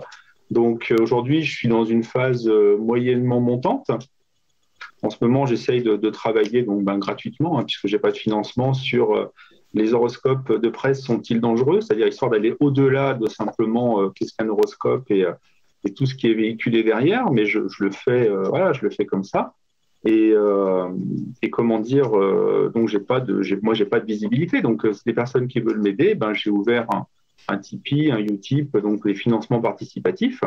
Bon bah ça ne marche pas, voilà, tant pis. Donc j'ai arrêté de produire du contenu depuis le mois de juin. Je vais peut-être en reproduire, mais j'ai tellement plus la motivation parce que j'ai l'impression, on en a déjà parlé hein, avec Jean-Michel et Jérémy, mais moi j'ai l'impression que dans le milieu sceptique, les contenus sur l'astrologie ou la voyance, bon, bah, c'est bon, on en a marre, ça a déjà été fait, quoi. Alors qu'en fait, comment dire, je vais le citer sans le citer, hein, mais l'autre jour, on rencontre de l'esprit critique, un moment Thomas Durand vient me voir et il me dit, écoute Serge, je suis étonné parce que moi je croyais que l'astrologie, ben, en gros, c'était réglé et finalement, je me rends compte qu'elle est partout. Et les gens, et donc moi je suis conscient de ça. Et donc je lui dis, bah oui, moi c'est pour ça que je continue à produire des choses, parce que les astrologues n'ont pas de contre-discours en général. Je dirais presque, ça c'est pareil, hein, c'est mon avis, mais moi j'ai l'impression que j'ai tué la concurrence sur la critique de l'astrologie. C'est-à-dire il n'y a plus personne qui produit sur le sujet. Donc pourquoi comme par hasard, c'est depuis que je commence vraiment à produire des choses ben, sur YouTube, que j'ai sorti mon bouquin, etc. Et moi, j'ai l'impression que, voilà, que ça empêche, ou alors même qu'il y en a plein qui n'ont plus besoin de produire en se disant, bah, c'est bon, on a déjà des contenus. Et je suis très embêté par tout ça. Et donc, pour dire que, voilà, moi, j'ai embêté tout le monde chez les sceptiques en leur disant, regardez, j'ai produit telle vidéo quand j'ai lancé ma chaîne.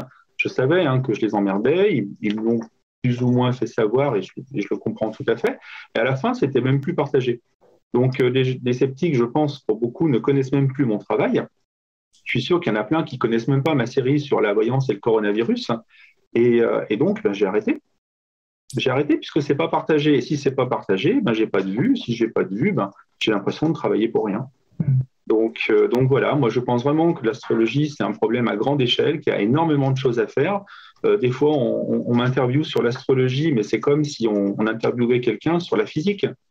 C'est gigantesque comme sujet et on devrait être 10 ou 15 à travailler là-dessus.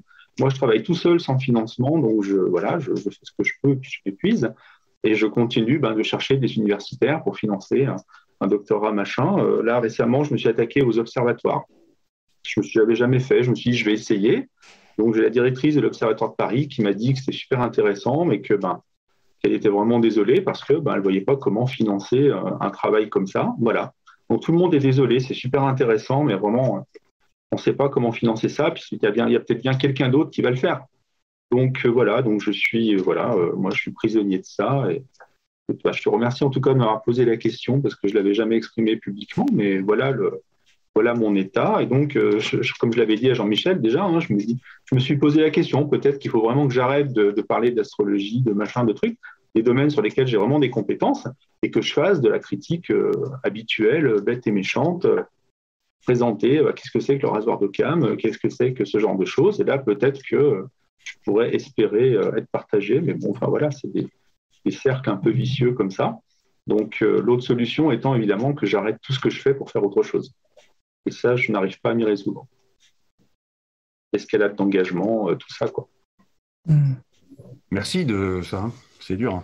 Merci, bon courage à toi en tout cas là-dedans. C'est clair que c'est des parcours où c'est pas toujours facile de trouver un peu une issue ou de trouver l'issue qui peut fonctionner. En tout cas. Les communautés vidéastes, elles sont dans le même, ils sont tous, tout le monde est un peu comme toi ou vous en parlez entre vous? Alors, moi j'ai envie de te répondre c'est un peu le biais du survivant, c'est-à-dire que la plupart des chaînes arrêtent. Okay. Enfin bon, tout le monde, on pourrait être satisfait de la zététique en ce moment. Je parle juste sur les réseaux sociaux. Leur présence, pour moi, c'est pas un bon moment. C'est-à-dire que la plupart des chaînes s'arrêtent. Et donc, sauf les plus grosses, parce qu'elles ont réussi à trouver un peu un modèle économique et une énergie suffisante pour financer tout ça. Mais sinon, la plupart s'arrêtent. Et puis, il y en a de temps en temps des nouvelles qui arrivent. Donc, en ce moment, c'est génial. On a des fans qui arrivent. Donc, il y a des chaînes comme Fantine et Hippocrate qui n'étaient pas destinées à l'esprit critique avant, mais elle est vraiment tombée dedans et c'est génial. Et puis, il y en a d'autres. Je n'ai plus les noms en tête, ça m'embête beaucoup. Mais en tout cas, voilà. Donc, ils se renouvellent. Combien de temps elles vont durer? Moi, je ne sais pas. Mais donc, la plupart des gens arrêtent. Là, c'est la différence avec moi. Moi, je continue. En tout cas, je reviens sur le mot amateur que Jean-Michel relevait. C'est pas à toi que ça s'adresse, par exemple, ça. Quand je dis amateur, c'est vraiment pas toi, parce que justement, tu as un travail, tu as un souci professionnel. D'ailleurs, tiens, derrière toi, je le dis, hein, il y a le livre de méta de choc qui te concerne. Là, tu peux peut-être le montrer. Là, au moins, les gens iront peut-être l'acheter pour leurs achats de Noël. Ça sera le moment d'en reparler quand on va arriver en décembre. Voilà. L'astrologie, ça marche trop. Ouais. Avec un super cycle de podcast, d'ailleurs. Elisabeth Fetti, méta de choc. Donc, si ça vous intéresse, ça raconte mon parcours et hop, voilà. Mais j'ai envie de dire, c'est pas seulement en achetant un livre qu'on peut me soutenir, hein, parce que moi, je vais toucher 50 centimes sur la vente d'un ouvrage. Il faudra que j'en reverse une partie à l'État. Donc, c'est bien, hein, c'est bien de nous soutenir, mais tant qu'on n'en vendra pas des dizaines de milliers, voilà. Mais après, en termes d'amateurs, si, moi je me sens concerné et je le prends pas mal, hein, pas du tout. Hein, mais je veux dire, moi je pense que l'esprit critique, c'est une spécialisation, qu'il y a des professionnels qui l'enseignent, etc., et que nous, on n'en est pas. Et voilà, c'est ça que je voulais dire tout à l'heure, justement. Parmi les nombreuses critiques qu'on reçoit, et qui donc, je disais, hein, montrent et rappellent nos incompétences sur plein de sujets, moi je pense qu'il y a pas mal de gens qui nous suivaient en commençant leurs études. Alors, ils étaient en première année, en deuxième année, donc ils découvraient tout en fait. Et donc, quand ils croisent nos contenus, c'est génial. Et donc, ils ont une image idéalisée de nous. Ça y est, on est des super pros parce qu'on en sait plus qu'eux, en fait. Et puis, au fur et à mesure qu'ils arrivent en troisième année, en quatrième année, en cinquième année, qu'ils commencent des doctorats, qu'ils acquièrent justement les compétences qu'on n'a pas, d'un coup, ils se rendent compte de toutes les failles qu'on a et qui sont omniprésentes, en fait. Et je pense, moi, qu'il y a une partie des critiques qu'on nous fait. Moi, vraiment comme ça que je la reçois. Alors, c'est pas toute la critique, hein, mais de personnes qui sont déçues, en fait. Mais en fait, dans ces cas-là, elles sont déçues surtout de l'image qu'elles avaient de nous, qui n'était pas la bonne. Hein. On n'est pas au tout début, en plus, Richard, tu commences en disant on a 4 semi-dieux. Au premier degré, c'est marrant, mais je suis sûr qu'il y a des gens qui nous voient presque comme ça, quoi. Moi, j'ai dit quoi? J'ai dit 4 semi-dieux? Non, c'était des vieux. C'était des semi-vieux. J'ai compris semi-dieux. Pardon, des semi-vieux, je ne sais pas pour les autres. Moi, c'est pas mon cas, mais non, c'était semi-vieux. C'est pour ça. Vous verrez sur la vidéo, je ne sais pas comment réagir quand tu dis ça. Parce que moi, j'ai pas entendu ça. C'était semi-vieux. Hein. Merde, pardon. C'était moins valorisant quand même. Oui, Jérémy est le plus jeune, je pense. T'as quel âge, Jérémy, maintenant? 36, quelque chose? 38, moi. 38, c'est le plus jeune du groupe. Moi, 47. Tu sous-titreras, Jean-Michel, tu sous-titreras semi-vieux quand je dis semi-vieux. Ça serait bien au début de mettre un petit quelque chose. Hein. Pas semi-vieux. Allez, je crois qu'on a un peu fait le tour. De toute façon, on a un épisode de 2 heures là, donc il est largement temps qu'on coupe. Mais je voulais vous laisser le temps de développer ce que vous voulez développer. Un peu désolé qu'on a fini un peu avec une note un peu triste avec Serge, mais bon. C'est pas triste, c'est factuel, et puis il faut le dire. Il y a une précarisation de ce genre de champ, c'est important. Tout à fait. Ouais. Et je pense que Serge n'est pas le seul d'être dans cette situation. De ce que j'entends, il y en a clairement d'autres aussi, quoi. Très bien.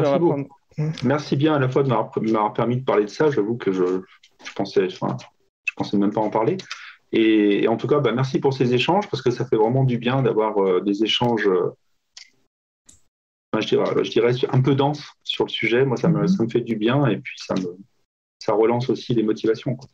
Et moi, Merci à vous deux d'avoir accepté de venir. En tout cas, moi, je suis très content d'avoir pu en discuter avec vous aussi, effectivement. Et puis Serge, merci d'avoir forcé le trait au début on comprend bien que tu n'incarnes pas forcément les critiques que tu portais et c'est comme un exercice toujours difficile à faire. Donc merci de l'exercice du début. Oui, j'espère ne pas être un réactionnaire. Quand même. Très bien. Eh ben, merci à tout le monde. C'était Scepticisme scientifique, le balado de la science et de la raison. À la prochaine, Richard. Mais oui. Ciao, Serge. Sceptiquement vôtre.